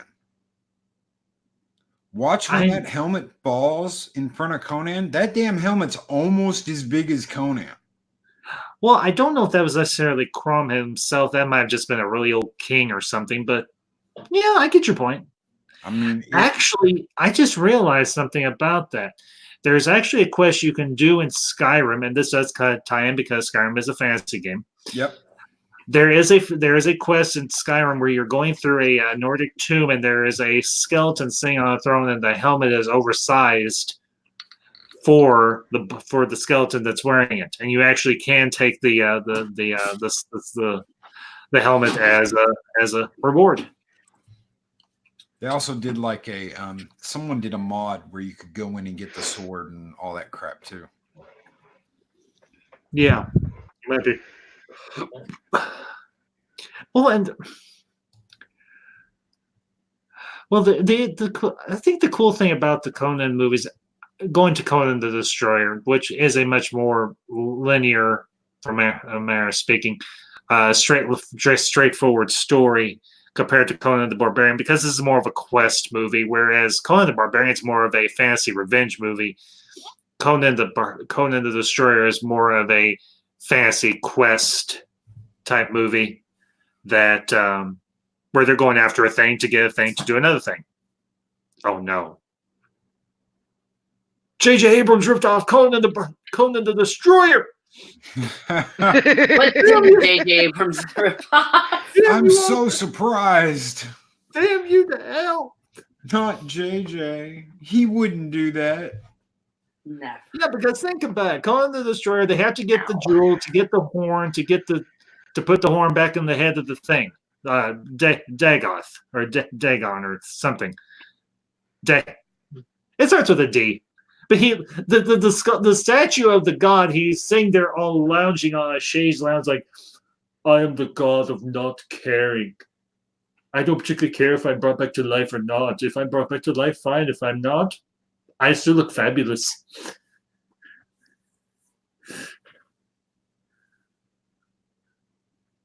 Yeah. Not to mention I have to say you were fabulous last week with your hat. I don't know about this week.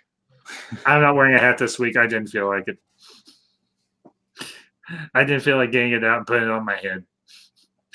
I spent the biggest part of the last 2 weeks in hospitals with my mom. So, and I don't do that to be mimicky or anything. I sometimes do to refer to my mother as my mom. So, Kathia brings up a very good point. Oh, okay. Yeah, we'll get to Kathia. We'll get to you. Classics brings up Tulsa Jim has one of his minions jump off a cliff to actually based on a real incident during the Crusades. Good point. But then, and Kathia says, I want to believe. One of my newest subscribers. Thank you for coming, sir. Glad you're here. Welcome to the Ambassadorial Wing. But yeah, Kathia says fetch quests aren't exactly new. No, but at least when they were, when they did in Conan the Destroyer, it made sense because you have A to B to C, not A all the way through. So, okay. Classics. The Crusaders sent ambassador to meet with the who had a stronghold in the mountains. Had his followers jump off to the death to illustrate that Islam is superior faith to Christianity. Interesting. I did not know that. Thank you, Classics. So. Wow. Well, as you said, nerd earlier, learn something new every day. Yeah. Well, it's obviously not a good situation. I mean, didn't these guys ever have their moms say if someone jumped off a cliff, would you do it? And I guess apparently. Obviously not. Yeah. He is. Well, the thing about Thulsa Doom is he had some sort of telepathic abilities or whatever that allowed him to conquer people's brains. Well, it was also like a hypnotized thing too, wasn't it? Because he tries to do that to Conan at the end. It's almost like he's a snake charming the snake charmer. Well, now the thing about Thulsa Doom is he actually at one point during the scene or during the movie he turns into a giant snake. Yeah. He is almost in some sort of way he's like a sorcerer or something, and he can do all these different things, but it's all based on snake magic. And he does it to Conan's mom at the beginning of the movie. He cuts Conan's mom's head off, but he like charms her. He's like looking in her eyes, and he's just looking. and looking, and she lowers her sword, drops it, and is just standing there, and he takes her head clean off.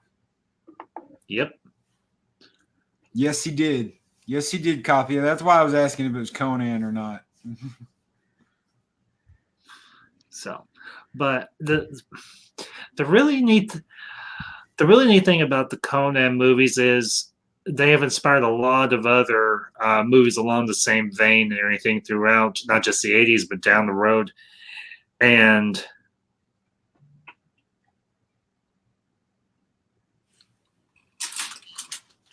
oh, I think DJ, I think I know which DJ, are you talking about There Can Be Only One? From the dawn of time we came. Him.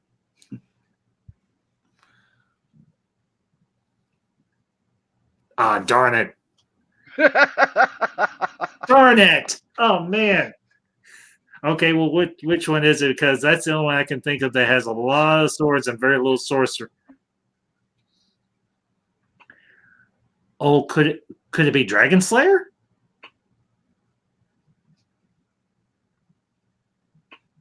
That wouldn't be it. I don't think that's it either. Time Time Bandits. Bandits. Time Bandits. Oh, Time Bandits. Man. I'm getting slow in my old age. Before you leave Conan, I would just like to say we spent this extra time to talk about Conan the Destroyer, and that movie sucked so bad we're still talking about Conan the Barbarian. Well, I don't think it necessarily sucks, but I can see love where that some movie people when I might. was a kid. I really did. I would have, as a kid, I preferred that movie over the Barbarian. But once I got older, because I was it's like, a the lot more. Barbarian rocks. Well, the interesting thing is, I think as kids, Conan the Destroyer was one that we could relate to better because it was more of a straightforward quest story, whereas Barbarian was more of a revenge story, and that's not something kids can relate to very well. Nope. So, but as promised, if there are no final thoughts on Conan, Irish, you're up next with the topic. Yay! So, the floor is yours. Yep. Give me 1 second because I got to pull up a thing. She had a list. That's all. No, well, I did, but she had a list. DJ Aussie, I actually did a video on Princess Bride this week. If you have time, you haven't watched it, go back and watch it. It's not too bad. As you hey, I love the wish. Princess Bride. Hey, Princess Bride's best. My name is Inigo Montoya. You killed my father. Hello. Yeah, he actually says, "Hello, Hello. my name is Inigo Montoya. You killed my father. Prepare to die." "Hello, my name is Inigo Montoya. You killed my father. Prepare to die." Granddad, is this a kissing book? Oh man. Young Fred Savage and Peter Falk. The Wonder Years. What would you do if I sang out of tune? Would you just stand up and walk out right on me? Walk out right on me. Oh, crap. Walk out on me. Walk out on me. Would you just stand up and walk out on me? Stand up and walk out. Yeah, walk out stand up. Who sung that? Oh, Crocker. Crocker. Damn straight. Crocker. I can't think of his first name, but Crocker. Joe Crocker. Yeah, because he was at Woodstock. He sang at Woodstock. Yep.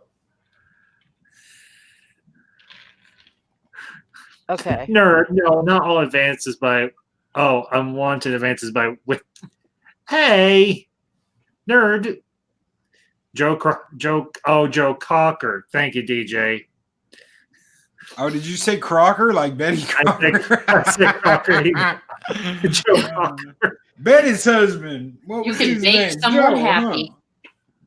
Oh, DJ. Good. Thank you. Nice piece of trivia. Originally the Beatles Ringo song. It was, wasn't it? I was totally off, wasn't I? I'm Oh, Joe Cocker, yeah, Joe that's Cocker. totally Yeah, a Ringo because- style thing. No, you mention it. Gosh. Kathy, no, I can't sing. I'm not like another YouTuber and everything who sings far better than I. Oh So- yeah, and I just stink. If I'm singing, it's because I've been drinking too much.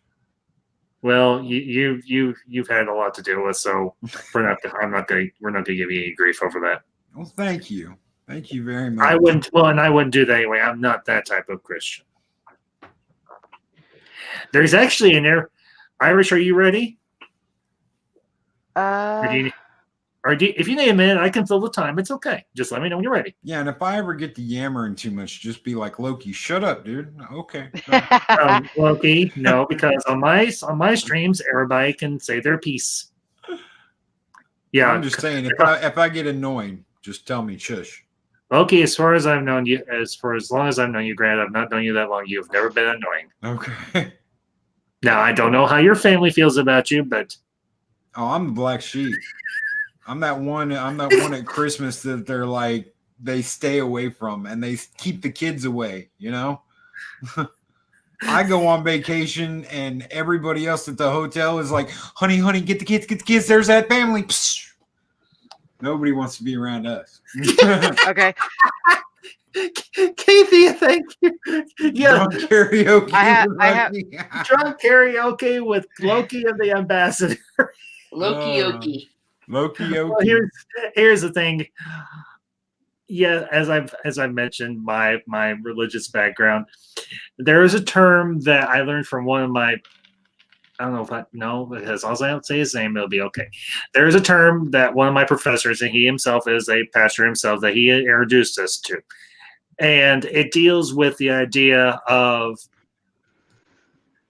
imbibing alcoholic beverages within certain denominations. Is it okay or isn't it okay? And in particular, in the idea along the framework of the fact that the Catholic Church still uses diluted wine and the Protestant Church uses primarily grape juice. And the term he uses is called ateaphora. And it basically means things, it basically translates out to things indifferent. Either way is fine. Now, most Protestant denominations don't like the idea of people using alcohol, in particular General Baptists, which I used to be one, not anymore. And some of the denominations say, as long as you don't abuse it, in a manner of speaking, and you don't have a dependency upon it, an occasional drink is not going to condemn you to hell. And considering the last couple of weeks I've had, I will be the first to say I have had a drink this evening. One. Period. Anyhow. Irish, are you ready? Yep. Okay. Hit us. It was there's a quote in the movie that I was going to bring up for the 80's fantasy bit that I want to see if anybody else remembers it. Okay. Just out of curiosity. All right. Hit it. All right. All right, here it is. I chose a short one. So I could never regret. I could feel sorrow, but it's not the same thing.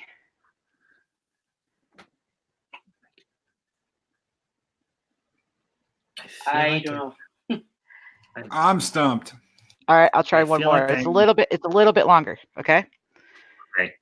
Let me go and let her go too. I cannot bear to see her caged. We are two sides of the same magic, the harpy and me. We are not for you. I feel like I know this. I do. I feel like I know this. Let's go. I don't know. Should I do one more? Yeah. If you don't mind. Never run from anything immortal. It only attracts their attention. Is it Dragon Slayer? Nope. Darn. Anybody else got an idea? Anybody at all? Chat? Anybody? I do, but I'm waiting.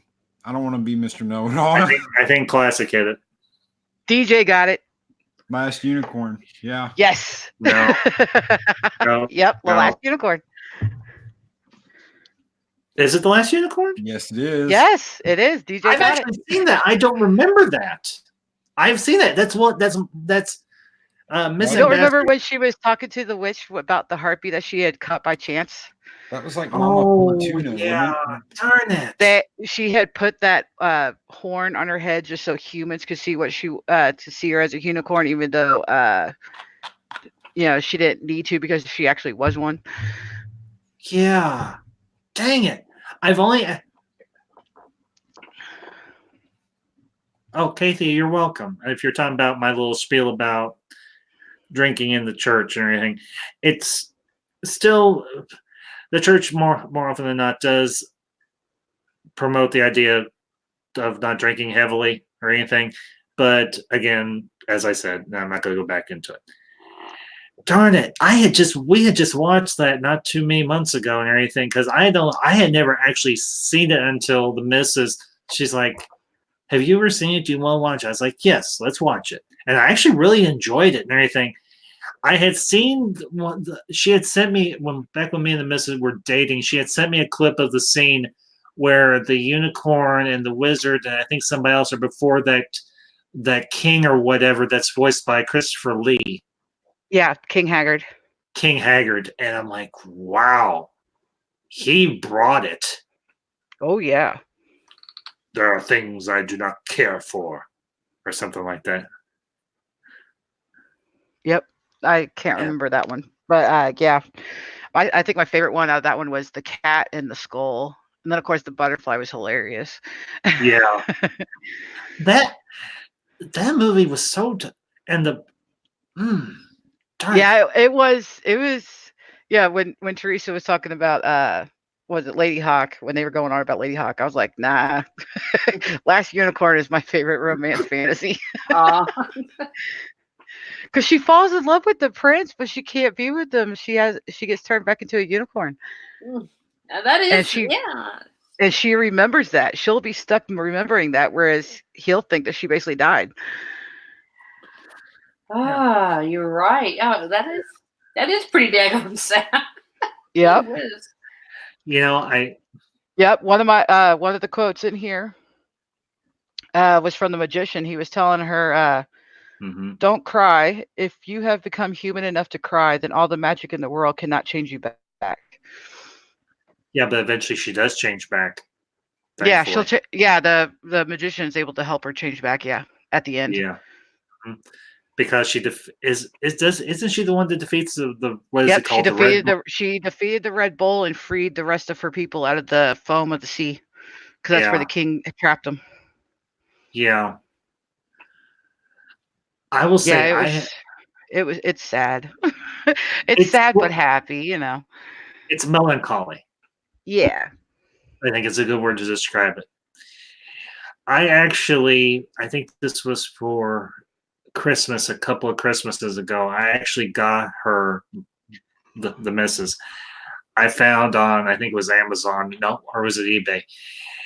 I was looking for a theatrical poster of The Last Unicorn for her because she doesn't have one. It's one of her favorite movies. I actually found an overseas theatrical poster for The Last Unicorn.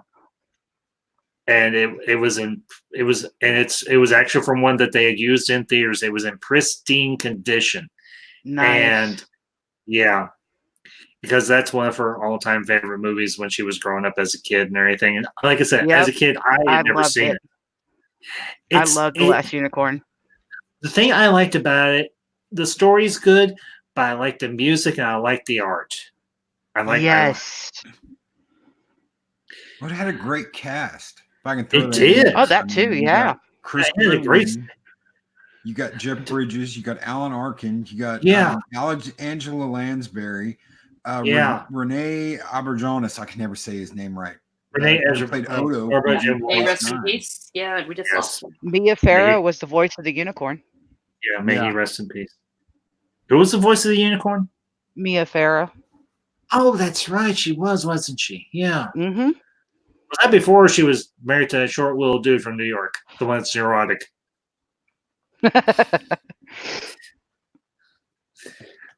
Yeah, that. And I think that's something that's been kind of overlooked. Anything from the 80s is all the great animated movies that were brought out during that decade. And Last Unicorn is one of Thrones because we always look to the live action, but honestly, and as soon as you get your second topic, there's a movie I want to talk about. It's actually it's a Disney one, but I don't want to give it away.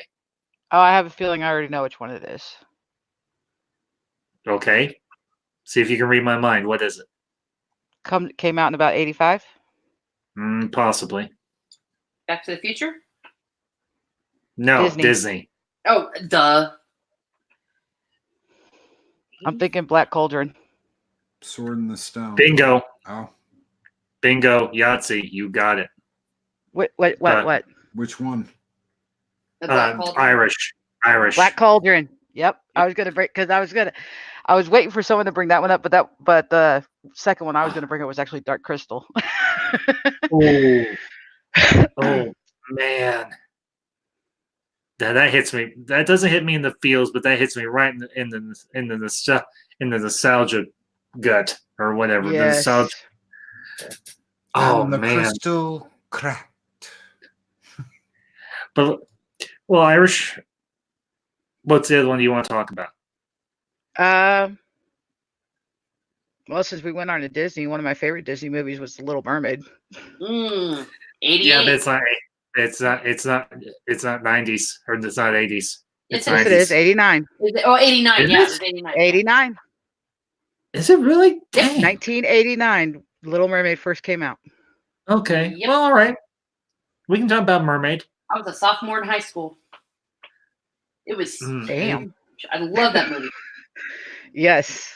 I was 89. I was getting ready to go into junior high, where I met my first crush.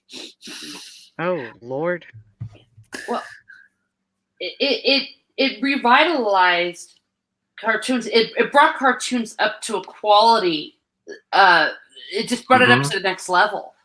It brought back the whole animation side of Walt Disney. Mm-hmm. It should, Exactly. And then they followed up with Beauty and the Beast, of course. But yeah, and the music, Oh yeah. Alan Menken. Oh my gosh. Kiss the girl. It's a girl, Jodie yeah. Benson. Those were nominated for Oscars. And Jodie Benson, I love her. oh love yeah, her she's voice. amazing. Tommy, welcome, sir. Glad you're here. Thank you for coming, Thank you for coming, bud. Hey, Tommy. Appreciate it. Yes. Okay, so it's 4 o'clock. Oh, So I'm Splash. I almost forgot about Splash. gonna jump off here. It was nice meeting you all, and I'm sure I'll talk to you again. You too, nerd. Yeah, All right, thank it was a you. pleasure as always. Get you some rest, man. Nice to meet you. He's from across the pond, so he's on a different time zone than we are, and he. Oh yeah. So, but it's what like, time is what, it? It's at 4 in the friggin' morning. Oh my gosh. Yeah, I think Yeah. they're like Yeah, 6 that's hours fine. ahead of us or something like that. yeah, something Yeah, like there's that. depends on which time zone you're. Yeah, I have a world clock. He's in -6 GMT. He's 6 hours ahead of us.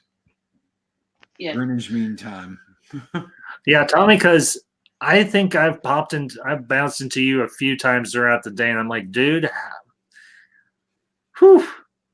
Yeah, Tommy he was in on- like Tommy 4 or was 5 on different the live free streams, one. modding them all. It's like, damn, man. Good. Yeah. Tommy, you need to slow down. You burn yourself out doing that, man. I mean, I've got 3 mods on my channel in my stream and Oh, everything here. But, Tommy, yeah, Shea was my very. the ambassador could tell you. I mentioned you earlier with that venomous guy. I said we'll send Tommy's guinea pigs after him. He can eat his toes. Nah, Yeah. no And then need. sometimes you gotta catch me on my live stream, Tommy, so that I can make you a wrench because you have to be a wrench everywhere. I won't do that. Oh, you don't have to wait till he's on your Yeah. live stream. You can do that inside settings, I believe, Oh, really? in your YouTube. Yeah, in your YouTube studio. Just copy and paste his YouTube URL and go into settings, and you can set up the mods that way too. Mhm. Well, I'll be darned. Okay, well then I do that. Yeah, because I was joking with him on another thing. I'm saying we gotta make him one of my mods. Okay, let me see what I can do. Ambassador, do you know Chris Persia? I You do know Chris right? Persia. Yes. I will not make him a mod in my channel. He is one of my really good friends, and I will not make him a mod into my channel just because he mods for everybody. I'm like, dude, just come in and enjoy yourself, and don't worry Yeah. about it when you're here. Exactly. Well, The only reason I made classics a mod and everything was because Shea couldn't be here. I think it was last week or whatever, and I asked them. I was like, "Do you want to be? Do you mind being the mod?" They're like, "I don't know what to do." I was like, "These two things. That's it." They're like, "Okay, sure, I'll do it." The only And reason then, why I made people even mods in my thing is that it's like, if I'm even doing a live stream, for example, I can't always watch the chat because I'll be doing I normally do gaming streams. So if I'm not able to watch the chat, at least there's somebody in there, whether they're posting links and stuff, it doesn't matter, but at least somebody's in there be like, "Oh, you're being an asshole. Bye." That's all yeah, I want. that's What's right. that like, Irish? If I can ask just for a minute, what's that like doing gaming once? I stay away from that. I love gaming. I'm a old school gamer. Atari, that's how far back I go. But I've Ditto. completely stayed away from it. It's I go through Steam. You can buy games from Steam Yeah. and download them from Steam so that they're always there. If you uninstall it and have to move to a different computer or whatever, they're always in your Steam profile. So you never have to buy a new game or whatever and keep track of discs or anything. Yeah. I think I've got like 1,000 games on Steam. Oh, okay. I didn't know what like streaming was like. Oh, well, see, I do it on StreamYard. Okay. When you do share a screen on StreamYard, you can actually pick the window that the game is playing in. But I will tell you, it is a hell of a lot easier to do it when you have a second screen. Cool. Ooh, Tommy, dude, yes, original Xbox, and I had I Atari 2600 once upon a time, but I used on top, my grandparents used to have an Atari 2600 here, but my cousin swiped it. The grandparents had one. Man, I feel old. Well, I okay, if mean, you're it was my dad's and my uncles and aunts' game system that they played it. So, I mean, they just okay, if had you're it here for when they moved out. sorry, Irish, I didn't mean to cut you off there. No, you're good. Loki, if you're old, then I'm old. I was just didn't mean to make Loki feel old. No, it's no, cool. no. I think we're all a little bit, as the saying goes, long in the tooth in this stream. But you know what? That's okay. With age comes experience, Indeed. and the ability to hack all the old games. not to mention, to quote Kathy Bates, I am older and I have more insurance. Well, for me, it's I drink and I know things. I stole that from a really short guy once. You quote that from Tyrion Lannister, the smartest of all the Lannisters, until he was written stupidly by D&D for the last few seasons of GOT. Yeah, really. I will say it. If you cut out all the nudity and the sex in Game of Thrones, it is actually a really good show, and I loved Tyrion. Tyrion was an absolute BA. Yeah. And they screwed him up so badly. I don't know who got screwed worse, him or Danny. Ugh. I'm so traumatized by the whole stream, thing, dude. That's a whole stream. I know. And other people have done it far better than I could because they know Game of Thrones inside and out. I do not. I just know what I know of Game of Thrones, and if I ever saw D&D in real life, I would be like, I don't hate you. I just don't like you very much. I really don't. I don't like you very much, and you screwed up what could have been a landmark series because you were too busy trying to chase that Lucasfilm money. Thank you, Kathia. See, she knows what's up. She said lies. Loki said it first. Who said what first? I drink and I know things. Oh. All right. Getting back on topic, Little Mermaid. This is one that I have seen bits and pieces of, and it's okay, but it's just not for me. I think the main things I know about, sadly, that I know about Little Mermaid are just somewhat more adult. unintentionally adult parts of The Little Mermaid. Oh yeah, the preacher at the end of the. Well, not to mention the poster. Oh, boy. man. Oh Does yeah, nobody know yeah. about that? Oh yeah, Teresa knows. Yeah. Yeah, it was a big controversy. I mean,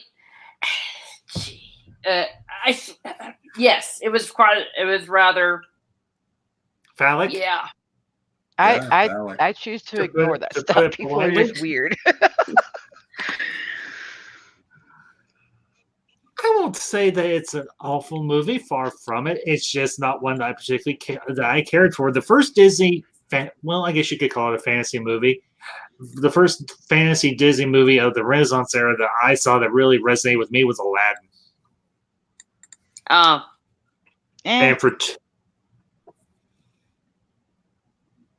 Teresa, we can no longer be friends. Uh-oh. well, no, I know. I just said ah. Oh, I'm the I one thought that- you said and like and. Yeah. and no, something. that That was was me. Irish. That was Irish.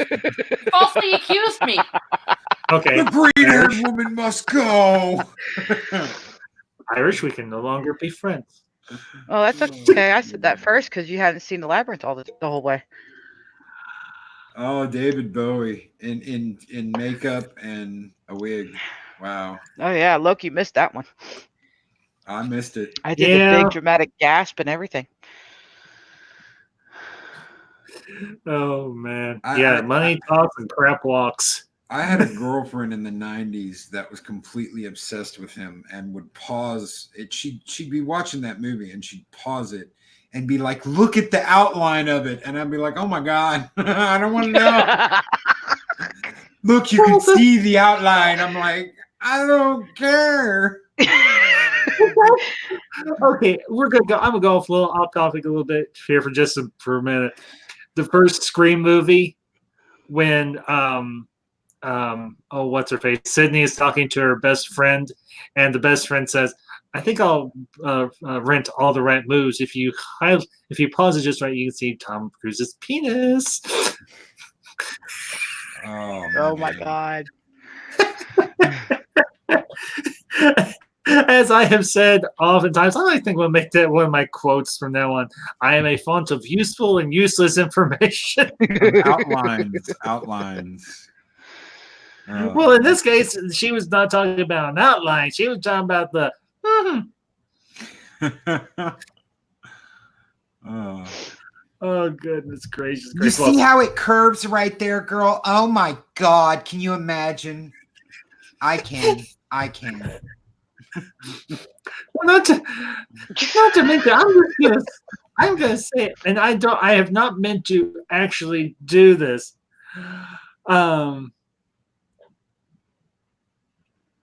Yes, Oh, Tommy.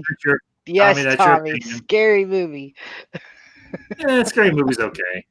That He was had to go after that hilarious. with some hedge clippers, man. I mean, he was just like, he pulled out the chainsaw and shaved it, and yeah. Yes, yeah, I know. I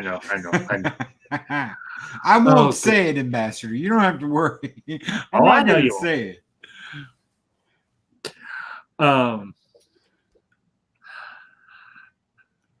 Okay. I was gonna say to the, I'm Go sorry, ahead, I didn't want to interrupt, but I do.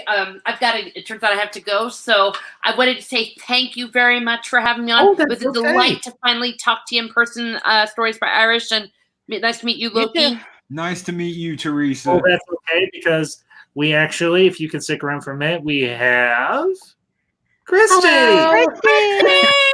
I just Hello. saw the link. My DMs are just like a fucking mess, and I'm just like, Okay, Christy. I sent it knowing you would eventually get to it, and it's just in time because Teresa's gonna head out, so we'll keep it even, Steven. Okay. hi, Well, Teresa. very nice to But speak with you in everybody- person, Christy. Sorry, I can't stick around. Well, have a nice stream, everybody. Later, And to everybody in the Teresa. stream, if you have not subscribed to Teresa's channel, I highly recommend it. She does good content. She talks about history. She talks a little bit about the religion and so on. So, really, one of my mods, make sure you put her link in the into the doodad, so everybody can go and click it. Thank you, Ambassador. I appreciate it. You're welcome, Greasy. You have a good night. Thank you You too. again for coming. Bye. What are we talking about? 80s We are movies. we're talking about fantasy movies from the 1980s, and we are currently talking about Little Mermaid. Yes. And outlines. Shapes Yeah. and sizes, girls. Shapes and sizes. Little Mermaid. I haven't watched that in forever. I mean, Yeah, I had to prove Ambassador wrong because he didn't believe me that it came out in the 80s. I thought it was in like 89, 90, wasn't it? It Yeah, came I out thought in the same thing. I 89. thought it was like 90. Nope, But it it was came like out in 89. 89. Yep. So, a lot of good movies came out in '89. Man, I could do a whole stream just on movies from '89. Yep. That'd be fun. It really came out in 1989. Yes, really it did. It might have came out in theaters in like 89, but then on movie it came out in the 90s, so it was probably in that little in between period. But Release it was date 89. November 13th, 1989. Wow, 6 weeks. Okay, there we go. And Kathia, you are a good mod just in your own way, so quit it. I love think Kathia. She's awesome. I think She I was is. cruising the halls of 5th grade going, kiss the girl, and whack, getting slapped. Blade Blaze? No, it has. Well, we talked about Crawl a little bit earlier. Yeah, I think so. Sorry. You missed Yeah, that. they Slave were on fire with like 3 different movies that I had never seen. Yeah, ooh, Slave Blaze. Nice avatar, dude. Can anybody tell me what the avatar is? Is that dude from Fantastic Four? It is. I can't remember I his can't name. even see it. Johnny Storm. Yep, Johnny Storm, the Human yeah. Torch. Yes. Unless that is not Johnny Storm, and that is the Johnny- other Human Torch that was actually Johnny. the synthetic man that was shown in Marvel's, the trade paperback. Okay, it's Johnny Storm. Cool.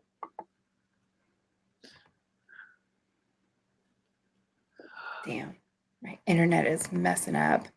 Hey, you're coming through clear on our end. So Well, I can see it like circling. I'm so glad I'm not on camera. Normally I'm on camera, and I don't You want to don't- be mean. It makes you get all pixelated. no, you don't want to. You'll probably get this reference, Christy. You don't be poor Ryan Kennel. Yes. Oh my God. Poor You don't want to Rob. be 8-bit Ryan Kennel. The memes that are been made of him, and like there was a video today. I think was he on Sports Wars or something like that, where No. he was like, He yes, might have been. I yes, don't know. whatever it was. Like, was it football or something like that? I mean, Again, it might have been. I don't know.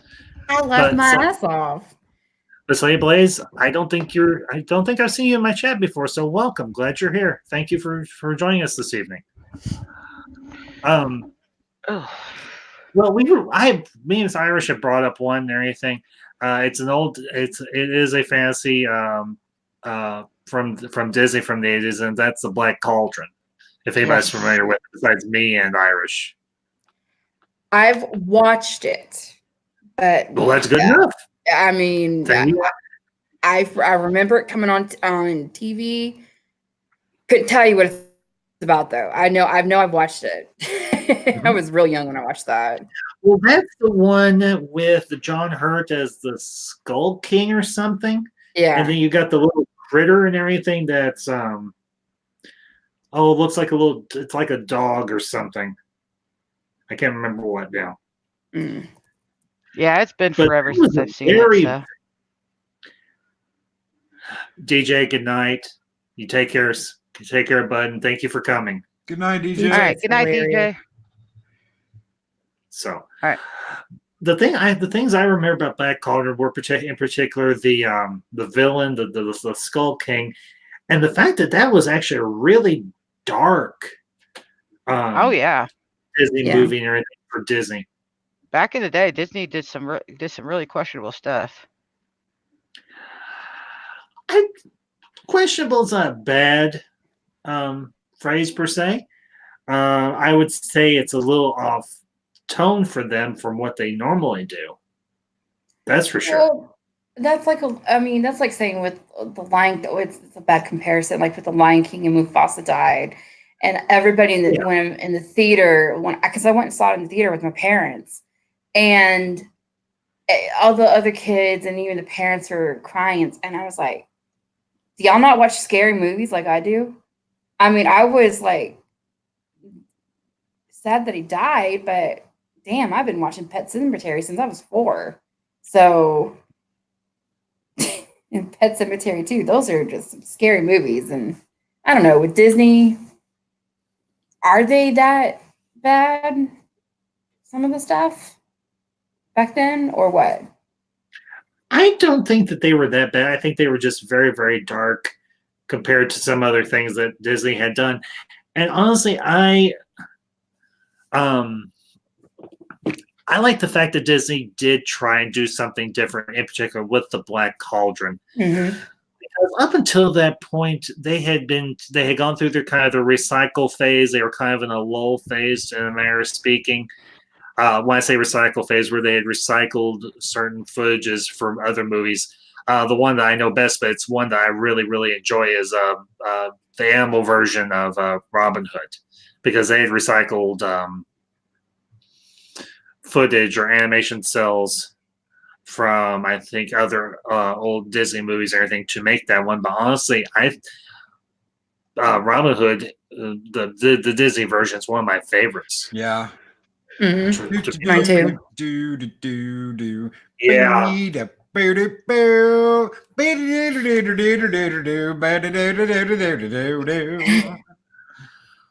Sorry, I just spontaneously break out into song. Okay, they say singing is good for the soul. I love that movie. The other neat thing about the Black Cauldron was the art style, really, because it was so dark, and it was not just the tone of the movie, but also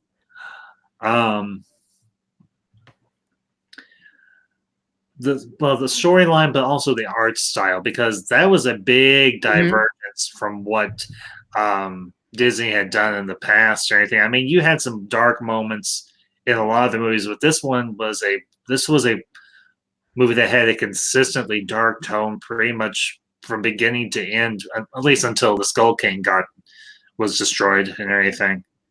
And I think they picked a very good actor to do the voice of the Skull King. Can anybody tell me who it was? Oh, I feel like I should know who that is. If you don't, it's okay. In the chat, that question goes for y'all. If y'all know it, put it up in the chat. Because he is a very, very well-known, very popular British actor. It's not John Hurt, is it? It is. Really? I gave that hint and everything British because he's British. Well, because I think of John Hurt, I was like, I love John Hurt when he would do any narration or just how he talks and stuff like that. So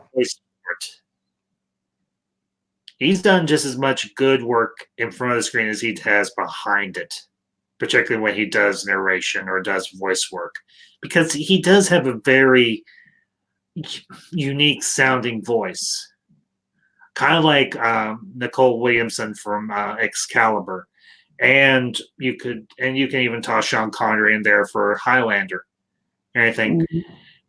John Hurt, particularly your European actors, not so much your American actors, but a lot of them obviously have a very distinct sound to their voice or anything, and it's something that's very appealing because it's something that your audio editors can play around with, and it gives them a lot more to work with because they have that different inflection in how they say their lines and so on. So, oh, you're right, dude. I not to bring up a movie that's more current, but when he played the president of Britain or the whatever it was in V, dude. V for Vendetta. I was like, nobody could do that but him. That Oh, voice is just—it's epic. No one well, could have done that but him. now here's an interesting thing because a lot of people have described V for the Dead as kind of a dystopian future movie, and it's based on a comic book that takes place in a dystopian future itself. Mhm. He was actually in another movie from the 80s that also that's in that type of genre where it deals with a dystopian future. 1984. Yeah, yeah, he was. John Hurt was in that, which is actually based on the George Orwell book. So, but yeah. Whew. Okay. Can I bring up a movie that I'm surprised yeah, absolutely nobody has mentioned? Absolutely. Okay, epic 80s fantasy, right? Mm-hmm. How could no one bring up Clash of the Titans? I think it was brought up at the beginning, but it was in the chat. Okay, Clash of the Titans, 1981. That's a Check. damn Ooh. good movie. Yeah, That is a darn good movie. That was one of the last great stop motion animation fantasy movies ever done. And I remember seeing it as a kid, and I was like, wow, this is cool. I mean, the acting wasn't the best or anything, but the effects and the story were so darn good. I mean, you've got the release the Kraken. yeah. But it was Sir Lawrence Olivier saying those words, not Liam Neeson. Yeah. I'm sorry, as much as I like Liam Neeson, and I do, when Sir Lawrence Olivier says that line, it gives you shivers. Yeah. Absolute. He played a good Zeus. You know, Liam played a good Zeus. But He did. I am not going to throw shade at the man, but when he says it, it's good. When Sir Lawrence Olivier says it, yeah. better. Way better. But yeah, Clash of the Titans, because not only that, they had the Pegasus in there, Yeah. and they had the one dude that was actually turned out to be Perseus's father. Speaker of the Dead, welcome. Yes, the speaker brings up a good point. That is the only Clash of the Titans. Yeah. Was the original. Absolutely. The remake was like, huh? The remake was okay. It was, but I'm just like, huh. Can I ask Speaker something real quick? Yeah. Well, actually, go ahead. No, you go ahead. I'm actually going to do Speaker something. for the Dead. Are you an Orson Speaker for the Dead, or are you just a regular Speaker for the Dead?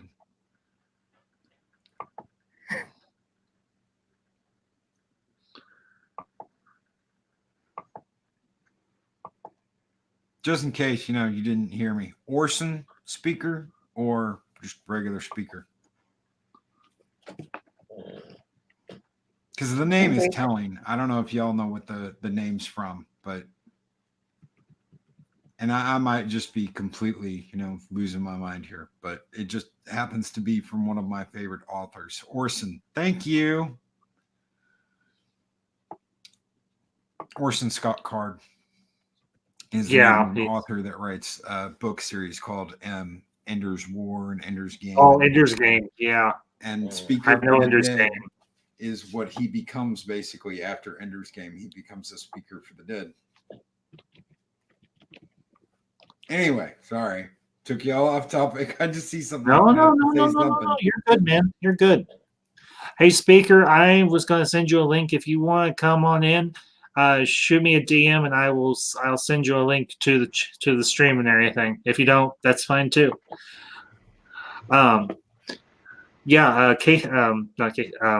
Classics and everything. She's like Ray Harryhausen. That was Ray Harryhausen's last film. Was Clash of the Titans. Yeah.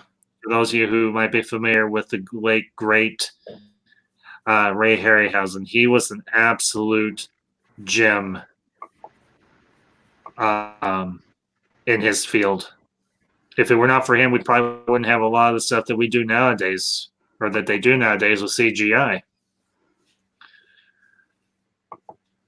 You know, if it was something, that'd be impossible to do, I totally don't have a problem with CGI. But we lost her. We lost somebody. We lost Christy. I think her.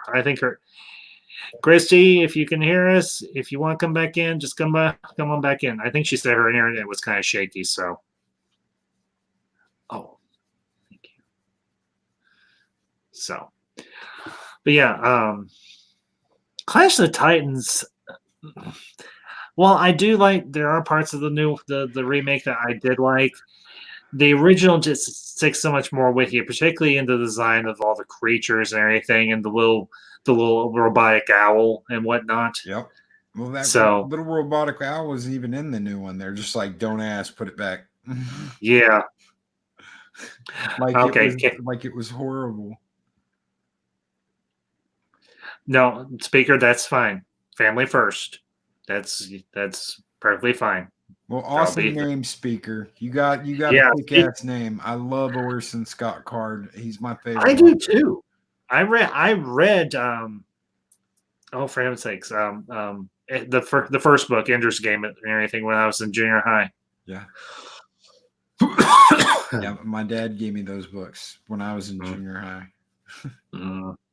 I haven't read the other ones, but I think I'm going to get them on audio at some point. The Bean book is good. I heard that. Wasn't he like the sidekick or something along those lines? He was the smallest one. He was the shortest, smallest one, and yeah, it's kind of like his story of how he gets to the academy and does his own stuff and what happens after. Yeah, it's a good book. It's a really good book.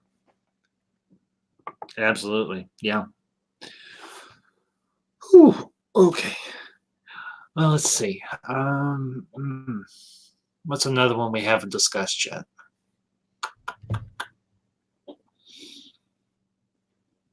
Loki, you haven't really had a turn. Is there one you want to talk about? I just brought up Clash. Let's see. Oh, there was one. I think it was Irish. Didn't you bring up Dark Crystal or something? Yes, I did. Yes. Okay. Why don't we take a few minutes? Let's talk about Dark Crystal. Henson. Yay! Henson. Yes. Yeah.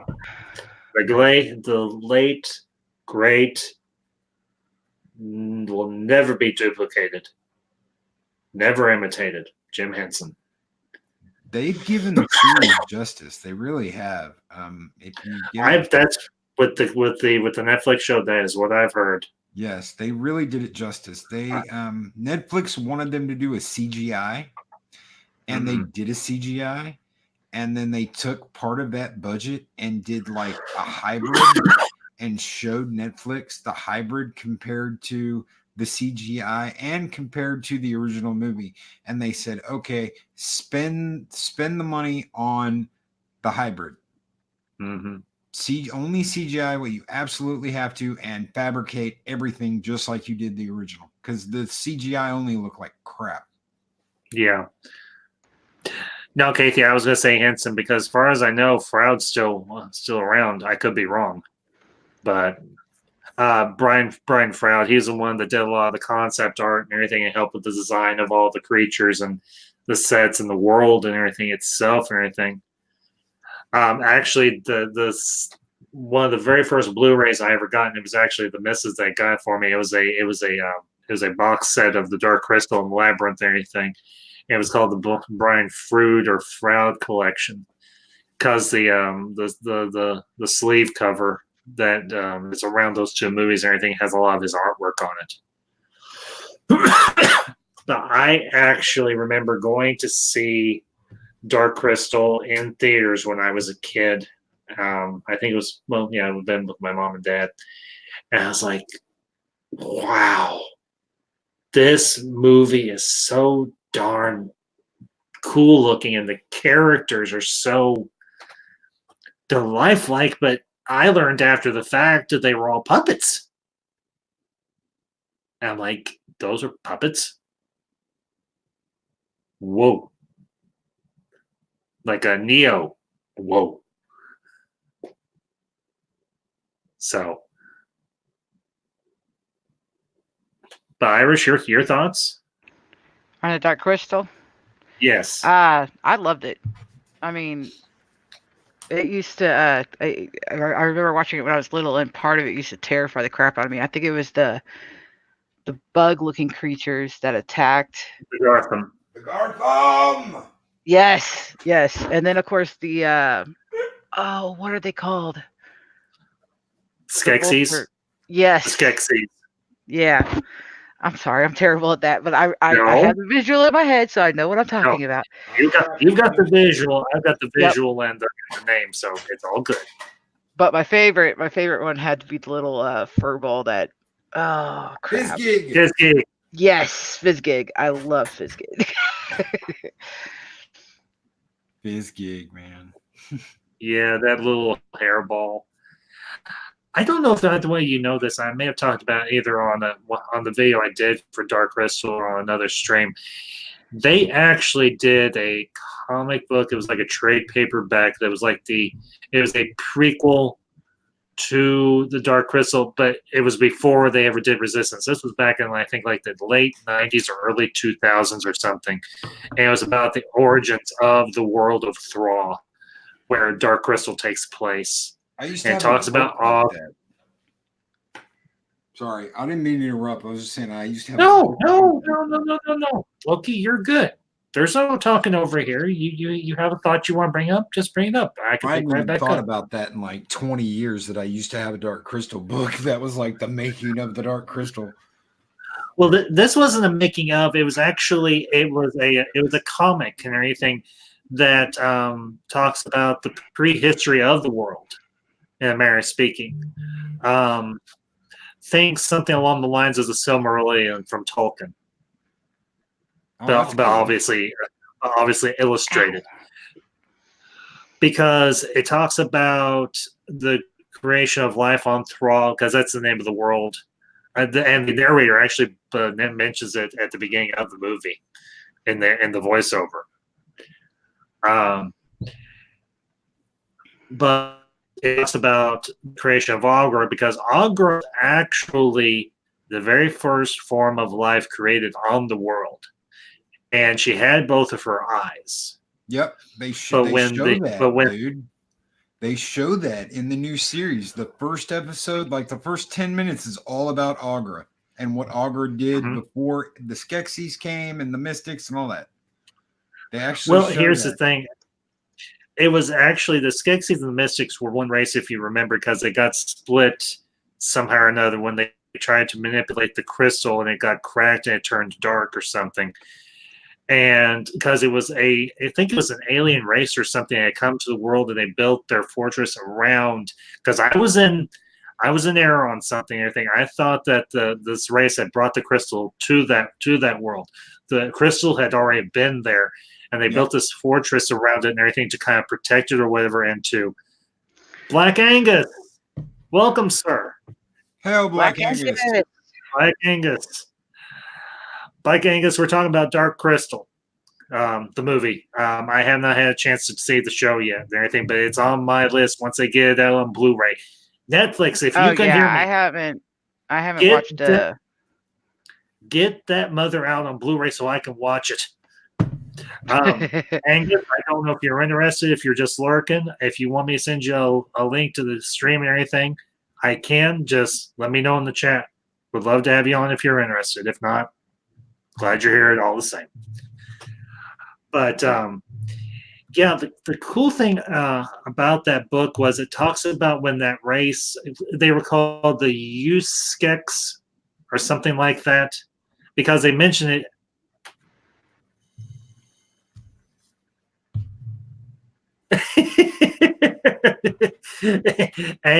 Angus said,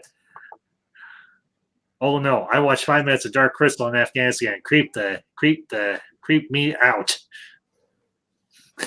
So, Kathia hits on something I was actually going to bring up. The overall themes of the story of Dark Crystal is unity and exploration of different types and what each type can do to improve or destroy a world. Yeah. Because I think the one really cool thing about that movie is the art design. Oh yeah, yeah, definitely, dude, definitely. There, Jim Henson and who was it? Frank Oz. It was Frank Oz. Yep. It was those two plus Brian Frood. Yep. Absolutely out of this world, epic. Never see shit like that again ever. Yeah.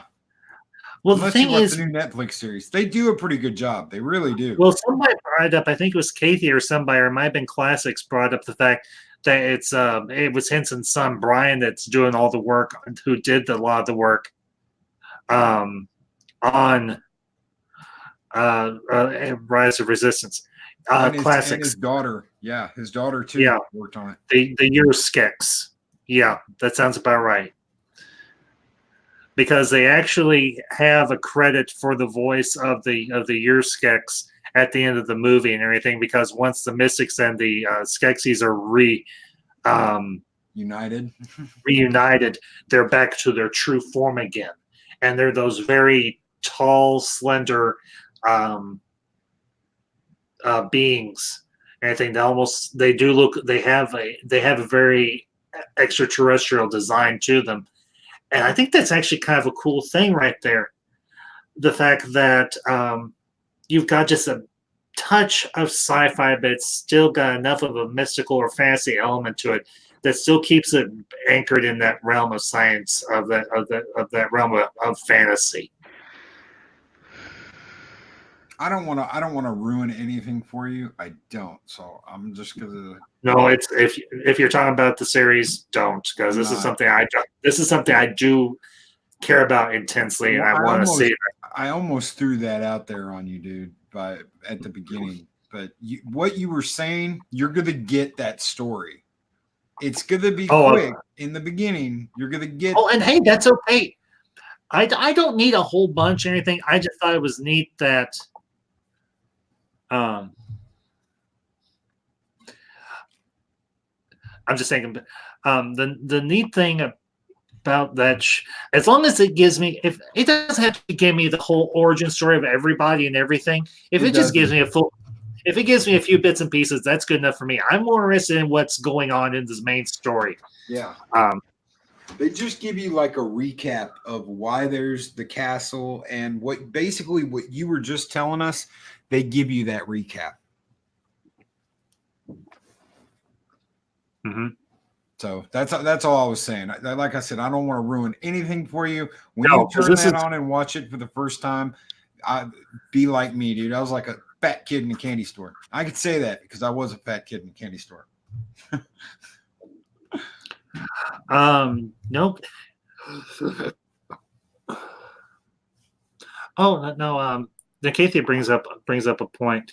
Are you guys aware that the world is originally Frood's vision? Just wondering. Frood's trolls and theory art is very Nordic in style. Yeah. Speaker, you're welcome.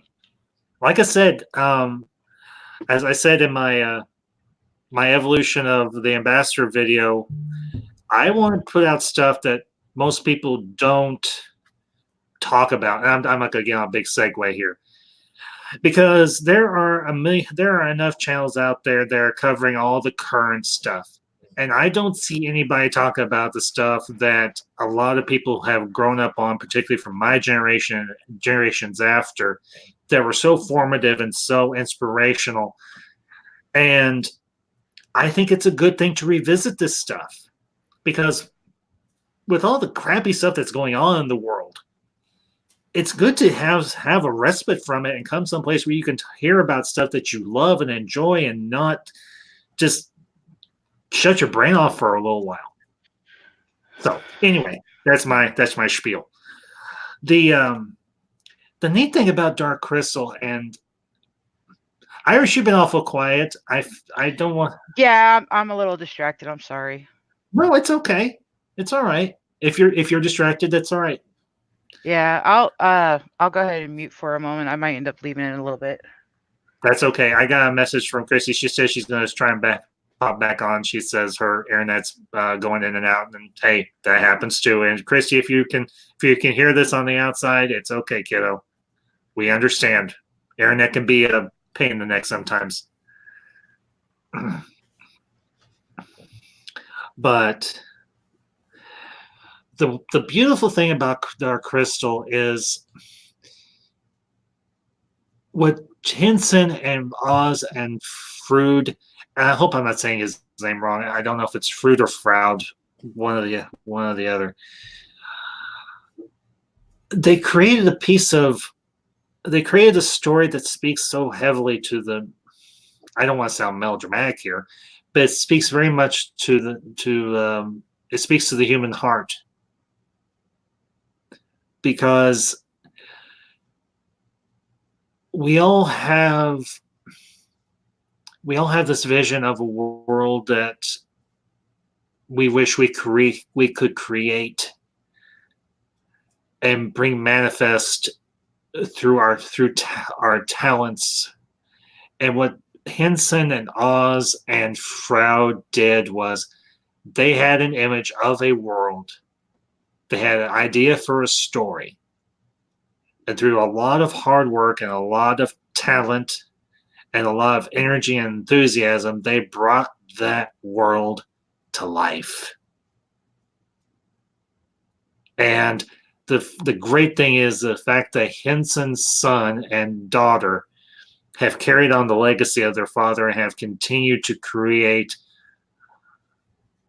stories and worlds and characters that do the exact same thing that their father did for them and did for the world as well. I think is a beautiful and wonderful legacy.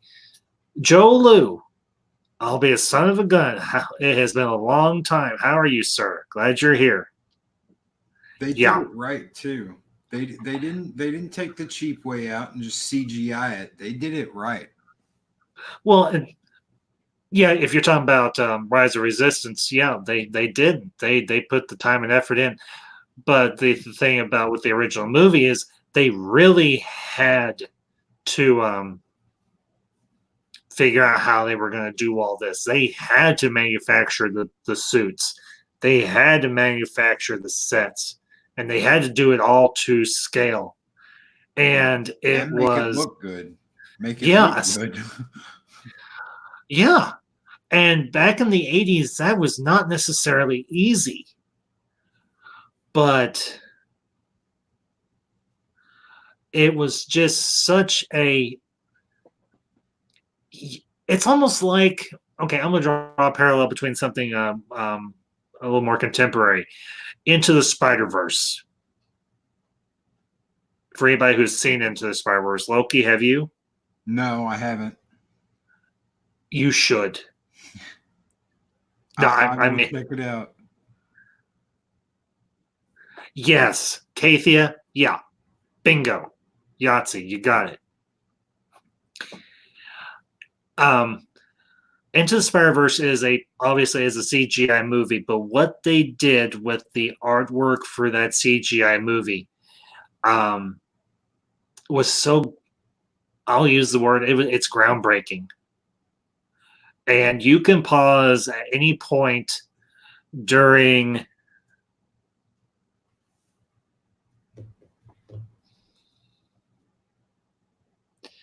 again, Tommy, that's your opinion. You're entitled to it, sir. Me, I love the movie and everything. But the thing about Into the Spider-Verse, and also I'll draw this parallel with Dark Crystal, it very much speaks to the human. It speaks to the heart. It speaks to the soul. Because what Into the Spider-Verse did for me, because I can, in a lot of ways, obviously not ethnically, but on other levels, I can relate to the character of Miles Morales. Because, and I don't want to get heavy here. Sorry, don't want to. But for just a minute, I will. As I've mentioned previously, I have been searching for the last several years for a denomination that will have me as a pastor. And Miles trying to find his own place in the world. And particularly during the scene towards the end when he finally takes that leap of faith, as Peter B. Parker said. And you hear the voiceover of his mother and his father and his uncle. And in particular, the line that his mother says, "Our family doesn't run from things," is something very much that my parents and my grandparents instilled in me. And it made me realize my family doesn't run from things either. But in comparison, what Dark Crystal does for me, and I think I won't speak for others, but I'll mention this. It speaks to the idea of releasing one's own potential creatively, and what Henson and Oz and Froud and Henson's children and Oz and his later years have done with Rise of Resistance is they have gone back to that world and they have expanded upon it and absolutely blown it up in a good way. They have built upon the legacy of Jim Henson and all those other great minds, both the ones that created and the ones that brought it to life in terms of the performers and the voice actors and everybody else. So Dark Crystal, while it does have a dark tone at points, it very much speaks to the idea of hope and unity and so many other themes. And I really hope in the next several years we have,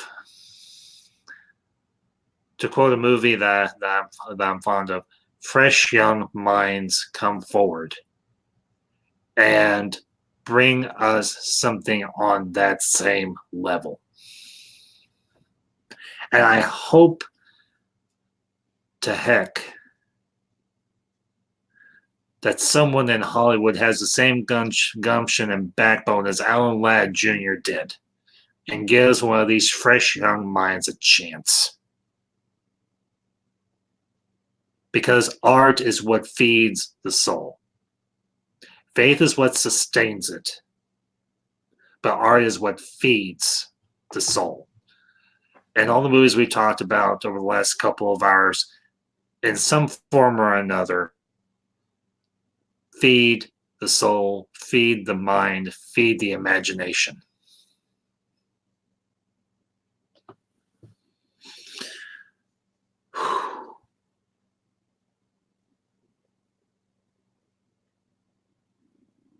You're right, dude. We have been spoiled, as old as we are, with the great minds, with the great directors, the great writers. We have been spoiled, and at the moment, I really believe that we are in like a rut, a horrible rut of, I don't want to say no talent, but no imagination. Yeah. And just real quick, Stories, thank you for coming, my dear. I'll have you on again some. Help you. She had to go. Yeah. Okay. Stories, if you hear this, I hope you do if you hear it in the playback. Thank you for coming. And we'll have you on again sometime. It was Count nice to on meet it. you. Yes, it was. Stories, I've had her on a couple of live streams in the past, and she has always been a pleasure to talk with. She has always been a great contributor, and she is just I'm gonna be a little poetic. She has a beautiful soul.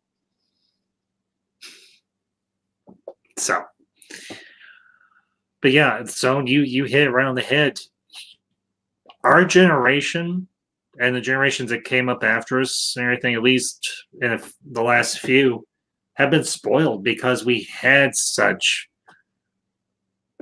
wonderful artistic minds that brought us so many great pieces of cinema and books and music and everything else across the whole spectrum of art. Our culture. Because, yeah, pop culture. I mean, pop culture is just a different expression of the artistic abilities of the human mind. And unfortunately, Hollywood in many ways has kind of, I don't want to say has squashed or destroyed that, but it has very much suppressed that artistic ability that so many great artists have. And Kathia, thank you. I appreciate it. One thing the good Lord gave me was the gift for sometimes for being eloquent. This is one of those rare times. But I think it's going to take, and I hate to say this, yep, creation doesn't die, it regenerates. Yep. I think it's going to take a big scare on the end of Hollywood for them to realize that they are going to need to stop suppressing all these young minds and these young voices that have unique and imaginative stories to tell and start bringing the public something new, because if they don't, every single one of these studios is going to go belly up. So, and that's going to suck. But I hope enough of those studios are able to hang on and say, okay, guys, all these other big studios have screwed the pooch. We got to give these other people a chance to give the public something new and something different. Or otherwise, we're going to be sunk too. Now,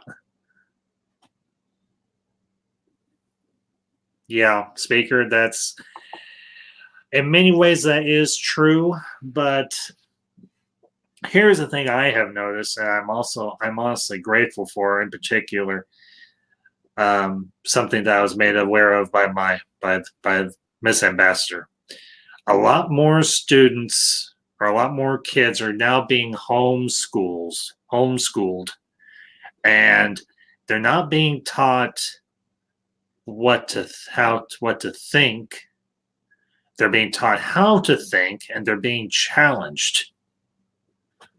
And I think, honestly, in some ways, that is a benefit for everybody else.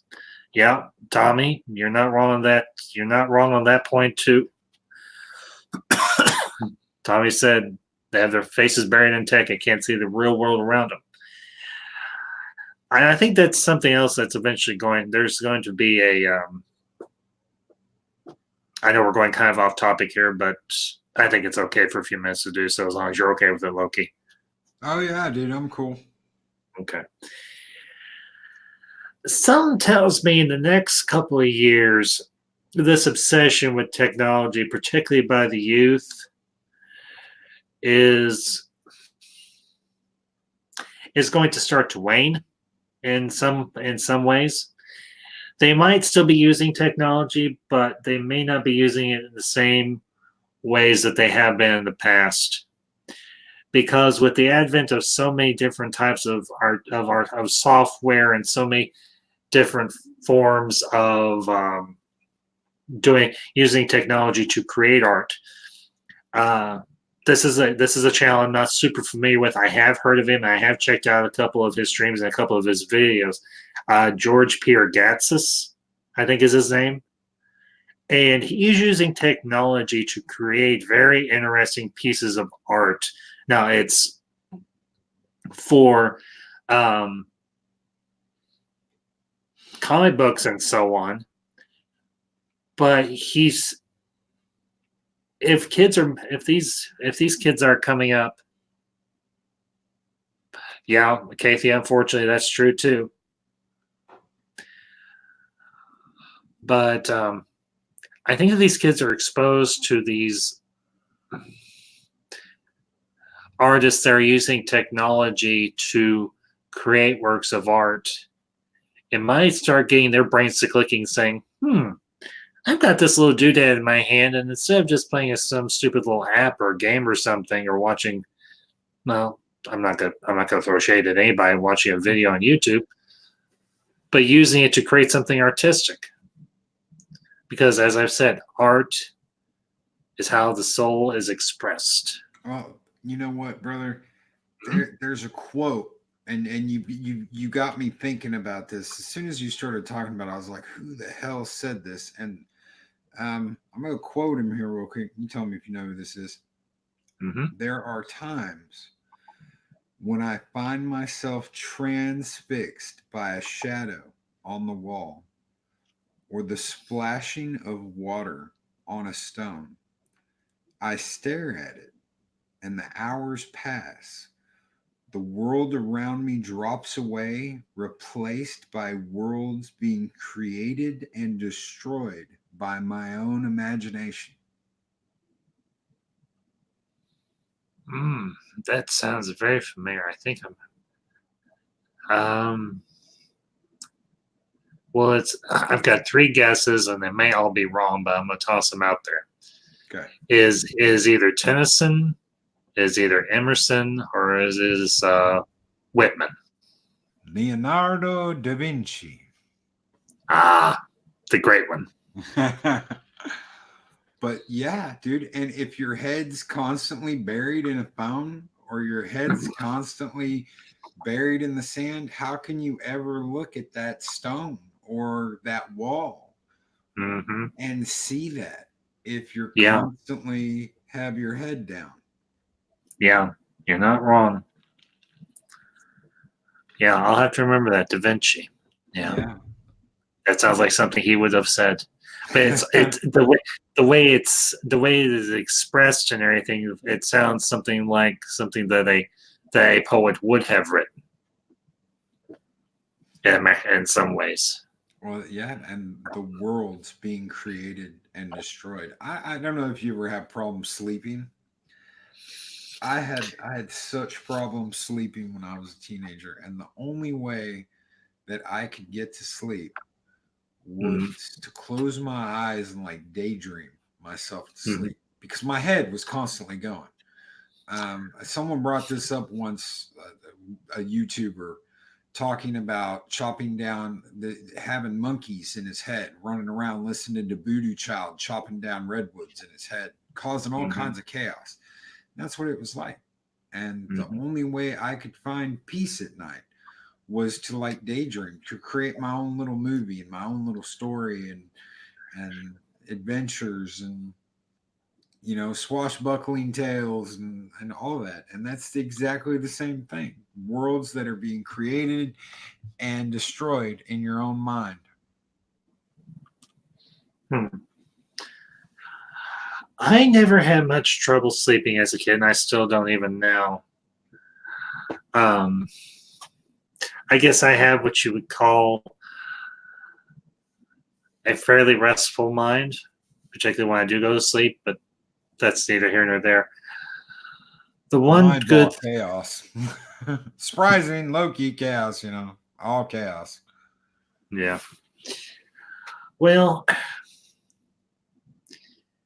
the one thing, Berserker. Good evening, sir. Berserker. Hey, man.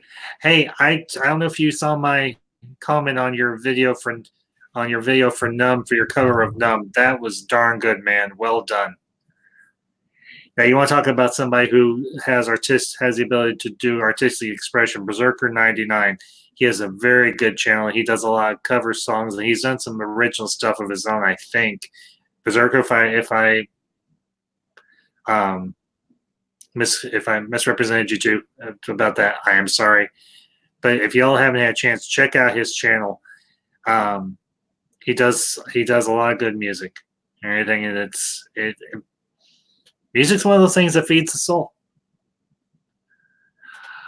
But you're welcome, bud. Absolutely welcome. The one good thing I have been able to do that's, I guess you could consider artistic ability is write. And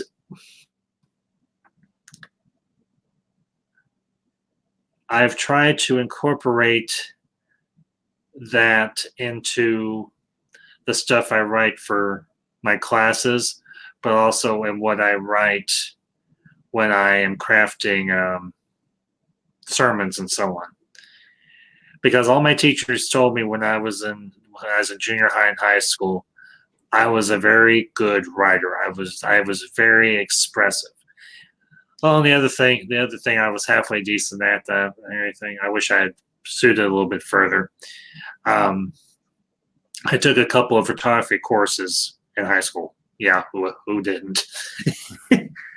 But my teacher said, "You've got a very, very good eye. You could do this professionally if you put your mind to it." I never pursued it, unfortunately. But yeah, art is one of those things, as I've said, that it feeds and nourishes the soul. And I think it's great that we have this space to come together and discuss it, talk about the good, and even talk about the not so good, but look at the parts of it that are good. Hey, Kathia, that's a good class to take too. But Video production. I know it. Yeah. Yeah, that's not a bad thing, kiddo. That is not a bad thing. Whew. Well, Loki, are there any other movies that we may have missed that you might want to discuss? I think Clash was the last one I was thinking about. Mm-hmm. Never ending story, but I would say, here's the thing: I don't dislike Never Ending Story, but it just never appealed to me. yeah. And I don't want to seem biased and anything because as I've or anything. I've heard it's a very good movie, but it was one of those that just didn't that didn't resonate with me. Yeah. But the thing is, it resonated with a lot of other people, and I think that's great. I think the sad part of the Never Ending Story franchise is how the last few movies just kind of degraded in quality and everything. So that was one sad. That was the one sad part. Oh, they should have never made more. They should. No, they should have left it at like 1 or maybe 2 and left it there. Well, and the other interesting thing, Kathy, it's not that I don't like Felcore or Falcor. He didn't appeal to me. I don't have a dislike for the character. I didn't care for it. I guess for me, the appeal was if you've ever lost yourself in a book, if you've ever been reading the book and the hours have just slipped by, and you're everything, the whole world kind of fades away, and it's just you in that book, and that's all there is, and everything else is just white noise, maybe. Mm-hmm. Absolutely. I think that the concept of that is beautifully portrayed because that's exactly what happens to that kid. Yeah. Exactly what happens to that kid. Yeah. It's Kathy. That's the one thing about some movies I don't like is when animals get hurt. Artex. Artax in the swamp of despair or something, isn't it? Yep. Yeah. And Trey is trying to get him out, and the horse just won't go. And I'm like, ugh. When he's gonna go see the turtle, of enormous girth on his back, he holds the earth. Mm-hmm. There is one I do want to talk about. I just talked about it, but I haven't had a chance to talk about it with anybody else. It was just my video, Princess Bride. Oh yeah, dude. Oh yeah. We can spend a few minutes on that one. Okay. Heck yeah. Dude, one of my favorite movies of all time. Yeah. I'll shoot you, dude. I'll shoot you a pic. I just picked up the anniversary edition of that book, and the paper is not paper. It is parchment. You're kidding. No, it's like parchment paper. Yeah, just DM it to me or whatever Yeah. if you want I will. to. Yeah, yeah. Wow. That's cool. Yes. Yes. That Well, was a here's good gift from Mrs. Loki. you got a good wifey there. And I know Speaker is going to maybe blow his top a little bit, but as I mentioned in my video, I had heard of Princess Bride, but I had never seen it until about 2013 when I came to the university. Oh wow. Yeah, because a lot of the kids up here and everything, he's been mostly dead all day. Yeah. He's been mostly dead all day. I had heard of the movie, but I had never seen it. And some of my friends, as I said in my video, were like, "You've never seen Princess Bride? Inconceivable! Inconceivable!" So they're like, "We are changing that right now." I'm like, "Okay, I'll watch it." Because it had a cast that was interesting because it had Carrie Yules as Wesley, it had Robin Wright Penn as Buttercup, it had Wallace Shaw as Vicini, it had Andre the Giant as Vasily, and it had Manti Patinkin as the indomitable, the endearing Inigo Montoya. Hello, my name is Inigo Montoya. You killed my father. Prepare to die.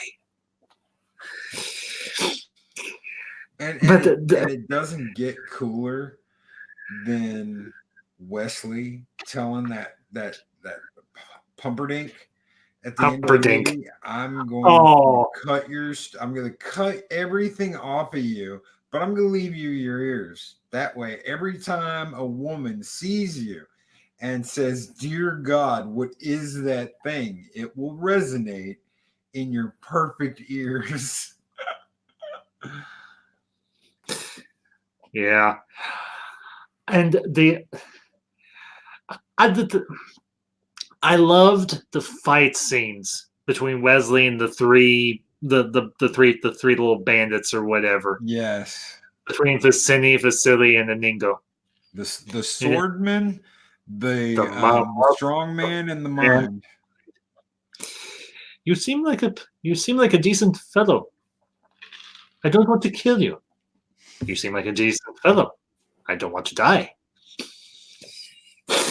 I am not left-handed. I learned capoeira. Well, I also learned capoeira. Well, I also learned counter to capoeira. Meh. And I am not left-handed either. Actually, I am left-handed in real life. But I love that. I mean, and you would have thought that would have been directed or written by anybody else but Rob Reiner. But it's a Rob Reiner movie. It's a Rob Reiner movie. Yeah. I would have pegged that on like Chris Columbus because Chris Columbus had started getting his career going in the late 80s and everything, especially kicked into gear in the 90s. But no, it was a Rob Reiner film. I'm like, wow. And once we got done with the movie, all my friends were like, well, what'd you think? What'd you think? Did you like it? I'm like, yeah, I did. I really did. I did like it.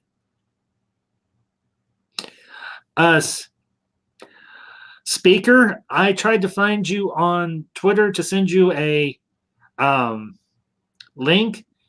DM me and I will send you one because I cannot for the life of me remember your Twitter handle. And I feel awful about it. So DM me on Twitter. I will send you a link and we'll get you in here. I'll keep an eye out.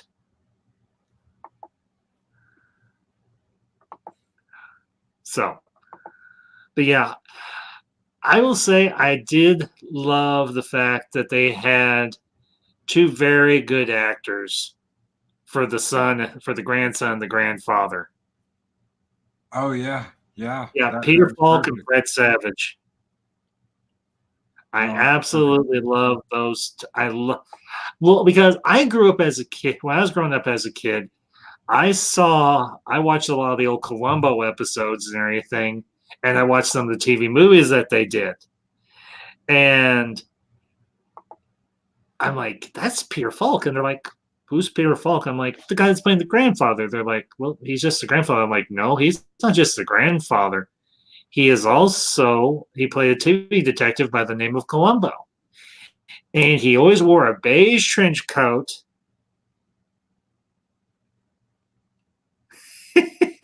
Okay, Kathia. But he always wore a beige trench coat. He drove an old model classic Buick, I think it was. He had one of those long-eared basset hounds. And he was just... Okay, I forgot about that speaker. It's okay. Well, you're just gonna have to suffer in silence, my man. Kathia, I don't think so. I think that's like 70s, maybe. It's not 60s, but I know for a fact it's 70s.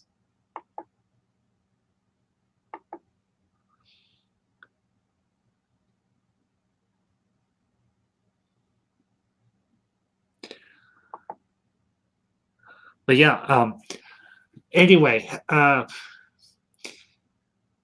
other wonderful thing about Princess Bride is it subverts expectations. But it does it in a kind of tongue-in-cheek comedic way, not in a Johnson-esque stupid idiotic way. Yeah, I'm gonna turn that into a word, Johnson-esque. Johnson-esque. Well, I threw out Doom Cockian at some point tonight. Did you? Yeah, I think that was on Echo Base's stream.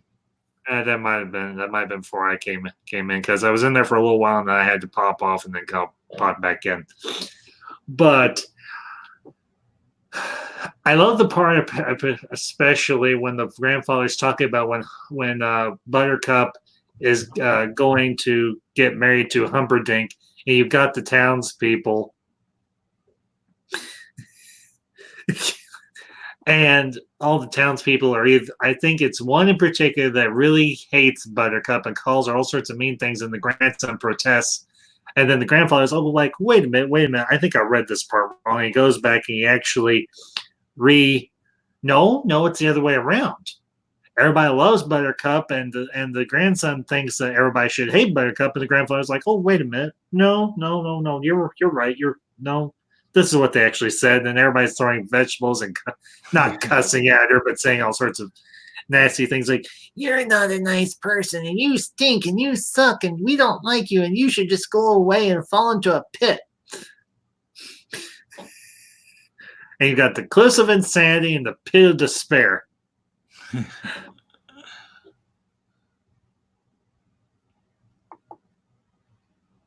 you ever see Scrooged? It's like just a random. The Queen of Filth, the Queen of Lies, Cothia. The Queen of Lies. But Scrooged, it's just one of those weird memories you get. I had seen Scrooged. I don't remember whether I saw it before or after The Princess Bride. I think I saw it before it, because when they're at Miracle Max's, that crazy ass Tinkerbell chick, I think she's the present, the ghost of Christmas Present. That crazy Tinkerbell chick that freezes him, she's Mad Max's wife. Yep. Even though she looks old as hell, and it's that voice. Well, here's I think she actually played the second grandmother Addams and Addams Family Values, because the other actress unfortunately passed. Yep. She played it in Addams Family Values. Yeah. Yep. But yeah, I love Scrooged. I watch it every Christmas. Bill Murray as Alex Cross, and I love the ghosts. Yeah. And you had Robert Mitchum, you had Bobcat Goldthwait, and you just had. Yes, Katie. Yes, she did.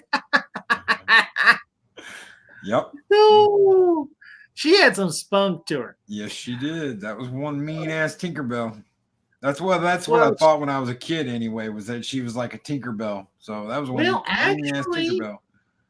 the original idea behind Tinkerbell was she was always very jealous. She was very, very mischievous, and MacGyver.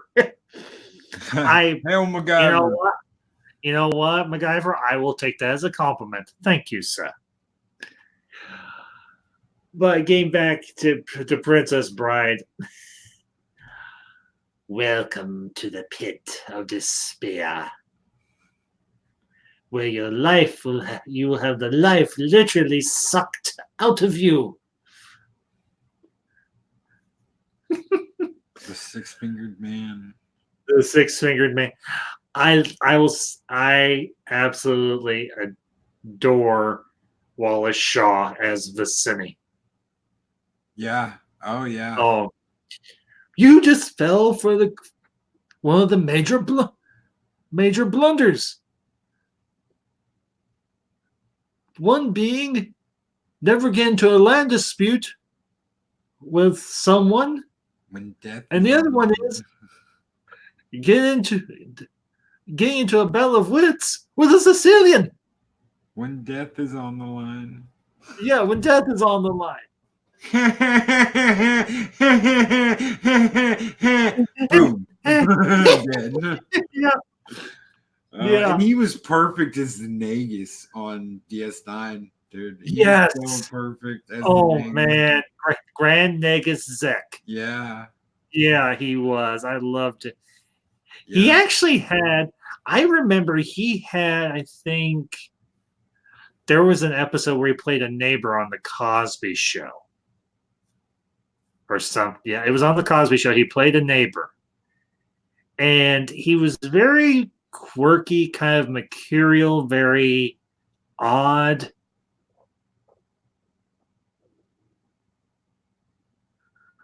But yeah, and Kathy was bringing up Carol Kane. That's the lady that played the ghost president. Yeah, it was Carol Kane. You're Yeah, right, Pravia. But- I'm horrible with names. I really am. say it. Listen closely. Kathia. Oh, what did I say? Kathia? Yeah. I always do that. Kathia. You length- Kathia. What you do is you're lengthening. What you do is lengthen the A. Kathia. Yeah, Kathia. It's okay. No big. But I'll use small words so that you understand me, you warthog face buffoon. Oh man, dude. Wesley. Wesley had the burns. Yeah, oh yeah, Wesley had the Durns. He did. And Robin Wright, dude, played a perfect Buttercup. I didn't even realize that was Robin Wright until like just a couple of years ago. Mm-hmm. I sat down and watched it and I was like, holy crap, that's Robin Wright. Yep. And I never saw it before. Uh-huh.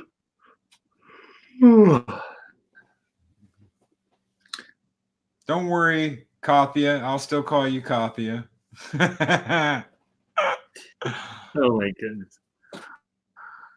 And I'll say this: the sword work in that movie was really, honestly, very good for people that had not. I know for the one scene, they used stunt doubles between the fight between Inigo and Wesley. But I know for the one between Wesley and Humperdinck, they didn't, and even for the one between Inigo and the Six-Fingered Man, they didn't. So that was a pretty good train that they all went through and everything to learn how to use those swords efficiently.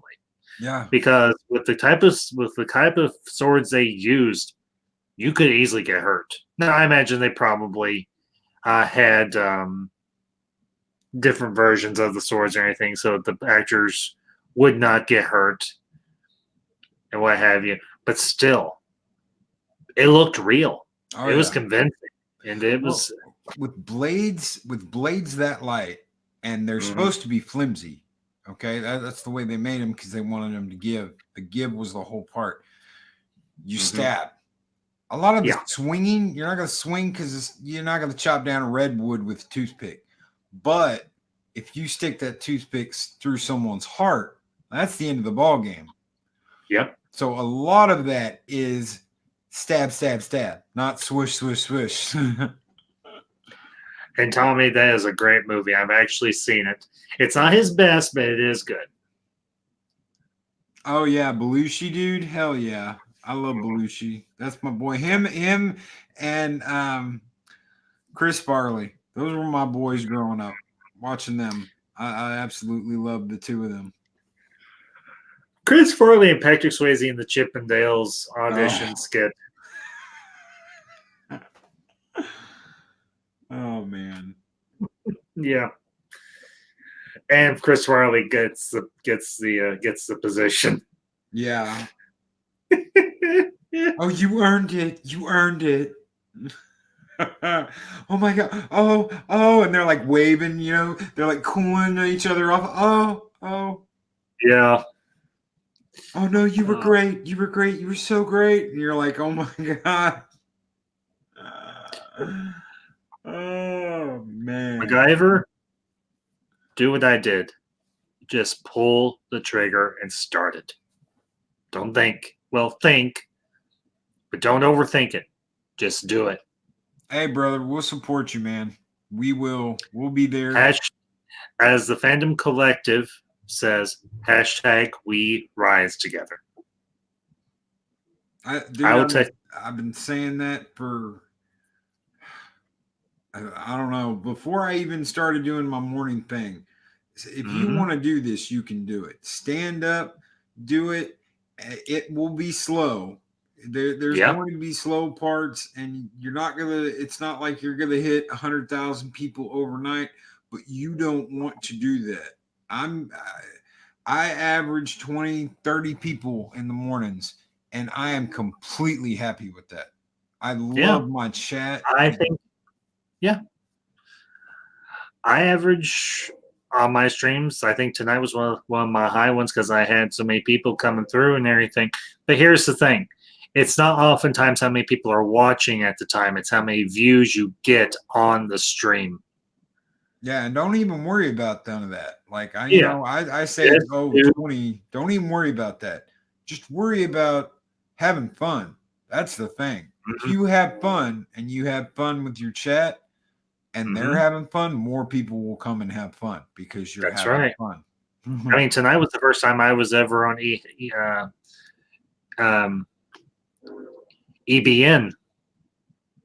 And I enjoyed it, even though it was a short stream. Yeah, dude, those guys are epic. Really, I want to watch the documentary they did. I know they were kind of playing it down because they were there for you, and I respect them for doing that very much so. But I will watch the documentary that they did on the sequel trilogy and everything, because that's going to be my closeout. I mean, I've closed out all that now, but I want to hear what they have to say. Well, they're very positive. It's not like a lot of the. I'm not talking crap about anybody's channel. No. You're good. Be negative, we can all be negative. Right. But they try and find that silver lining to talk about, and that's a lot of us need that. We really do.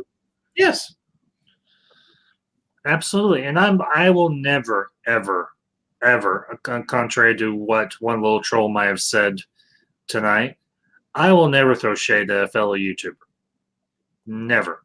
Will I necessarily agree with everything they say? No, I won't. But I will never try to censor nor silence their ability to say what they want, unless they are just being deliberately negative and malicious in their tone and what they say. There's a certain YouTuber that I will just straight up say do not like him, and I completely disagree with everything he does because he false flags YouTubers. I think I know. With people's money. And when you're screwing with people's money, when you're screwing with their ability to live stream, and you're lying, you're reporting them when they haven't done anything wrong. That to me is that you've crapped on all your brothers and your sisters here on YouTube. So I just don't have any respect after that. If you want to just DM me whoever that is, you don't have to say it here. Yeah, I won't. I don't call people out. I'm not gonna call anybody out. Just if you want to mention it, just DM me. So, and I'll keep it to myself. I'm good at that. But Kathy and MacGyver had a nice little conversation. There's stuff about explosions and deleting. But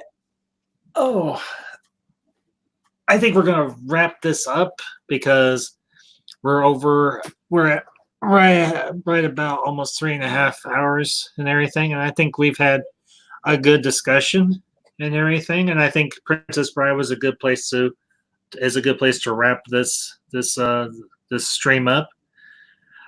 I'll just say a couple final thoughts on Bride, and if Princess Bride, if you want to, Loki, and then we'll call it an evening. Cool. The last thing I want to say about Princess Bride, granted, as I said, I did not see it when it initially came out, but it has very much grown on me, and it is something that I have come. If I need something to kind of perk me up, or if I've had a rough day at work, or I've had a rough day in classes, or whatever, it's one of those that I will throw in my player or whatever and be like, I love this part, I love this part, I love this part. And it just entertains you, and it kind of MacGyver, yeah, ditto, very much so. But it's one of those movies that it's like a big, soft, comfy blanket that you can wrap yourself in. And it just makes you feel good. It's like comfort food, only it's a movie. It's a comfort movie. And I think that's true of a lot of the movies we've talked about tonight. Whether we think it's one of the greatest things, some people think it's the greatest thing ever, or some people think, it's not that good. These are movies that comfort you. And I think Princess Bride especially, because this is a story being told from a grandfather to a grandson. And of course, you have that very beautiful moment at the end when the grandson says, "Granddad, will you come back tomorrow and tell me another story?" And the grandfather says, with a little bit of a wink, "As you wish." So, Loki, your thoughts? I totally agree. I have a certain number of movies in my wheelhouse for I'm not feeling that great and I want to watch. Unfortunately, the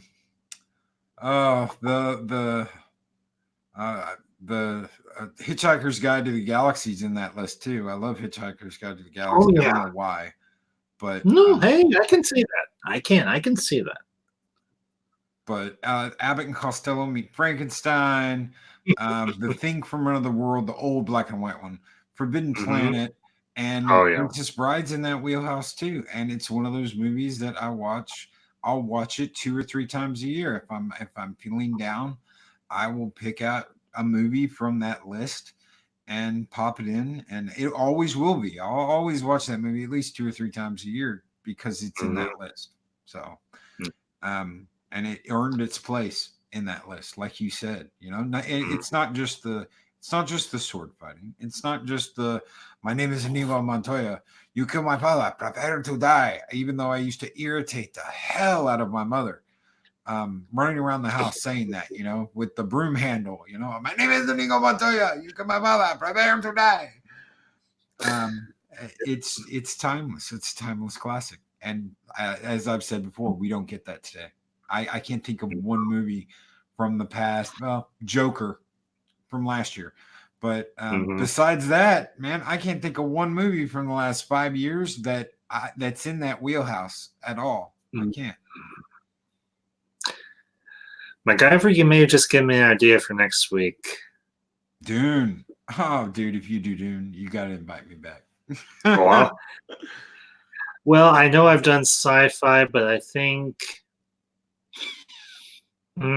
He who controls the spice controls the universe.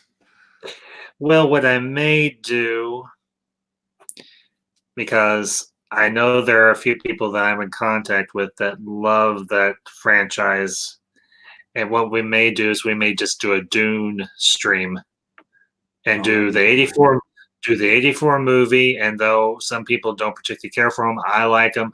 Do the two sci-fi miniseries that they did, and then we'll do some discussion on what's coming up this year with Denis Villeneuve. So before we go, can I ask you? I mean, this is like a super serious question. Certainly. Do you watch the theatrical or the extended version of Dune? I have seen both. I have seen both. Preference though, like theatrical or extended? I'm gonna have to. We'll have to find out next week. No. I'll give you an answer right now. I don't mind giving you an answer right now. I'll draw a parallel with something that's a little more current. While I love the theatrical version of Lord of the Rings, I love the extended version more so. Yeah. And the I like extended versions of Dune isn't perfect. It's got some scenes in it that were thrown in there for whatever reason that shouldn't be in there. But I like the extended cut. Yeah. Because it gives you just a little bit more of the story. Well, it doesn't give you everything, but the thing that I've heard that's very encouraging and it makes me more optimistic for this version that Denis Villeneuve is coming out with. The first book is going to be split into 2 movies. Nice. And, yeah, the first book is going to be split into 2 movies, and I have a educated guess where they might split it. I could be wrong, but I have an idea of where it might be split. So it'll be interesting to see. But I think next week, and I'm not sure what day I'm going to do it yet, and everything just depends. If I'm going to alternate back to Friday, if I'm going to keep the streams on Saturday. I might just keep the streams on Saturday because I've been playing with the idea of alternating weeks or anything where I do my live stream on Fridays or Saturdays. But I think Saturdays might be better for me, honestly. So, yeah, everybody, spread the word. Next week, Ambassadorial Wing, Dune edition, and both versions of Dune, the 84 and the sci-fi. And if I can get, if the people I'm wanting to try and get to come on will come on, we might even talk about the books a little bit, because I'm not a authority on the books. I've only read the prequel books and the prehistory books where they deal with the war against the machines, the thinking machines. So, Loki, any last words, my friend? Man, I can't think of any. It's been great. Thank you. Thank you for having me on. Thank you, chat. You guys are great. Yes. This was an absolute blast. I can't wait till next time. And MacGyver, yes and yes. Patrick Stewart was perfect as Gurney Halleck. I think the guy they had for Gurney Halleck on the sci-fi miniseries was good too. But it's Patrick Stewart. I think that's how he got his start. And darn, we didn't get to talk about it. I may just do a solo video on that. It was Excalibur. Yeah, he's in Excalibur too. That's what's her name's dad. Yeah. Igraine. Igraine. No. No, his Arthur's wife. Arthur's wife. Yeah. Guinevere. Guinevere's. Yeah, that's Guinevere's. Yeah. Yeah. So, well, chat for all my panelists and to you, my wonderful guests, my fellow ambassadors. Thank you for tuning in. I hope you enjoy it. Make sure and smash that like button.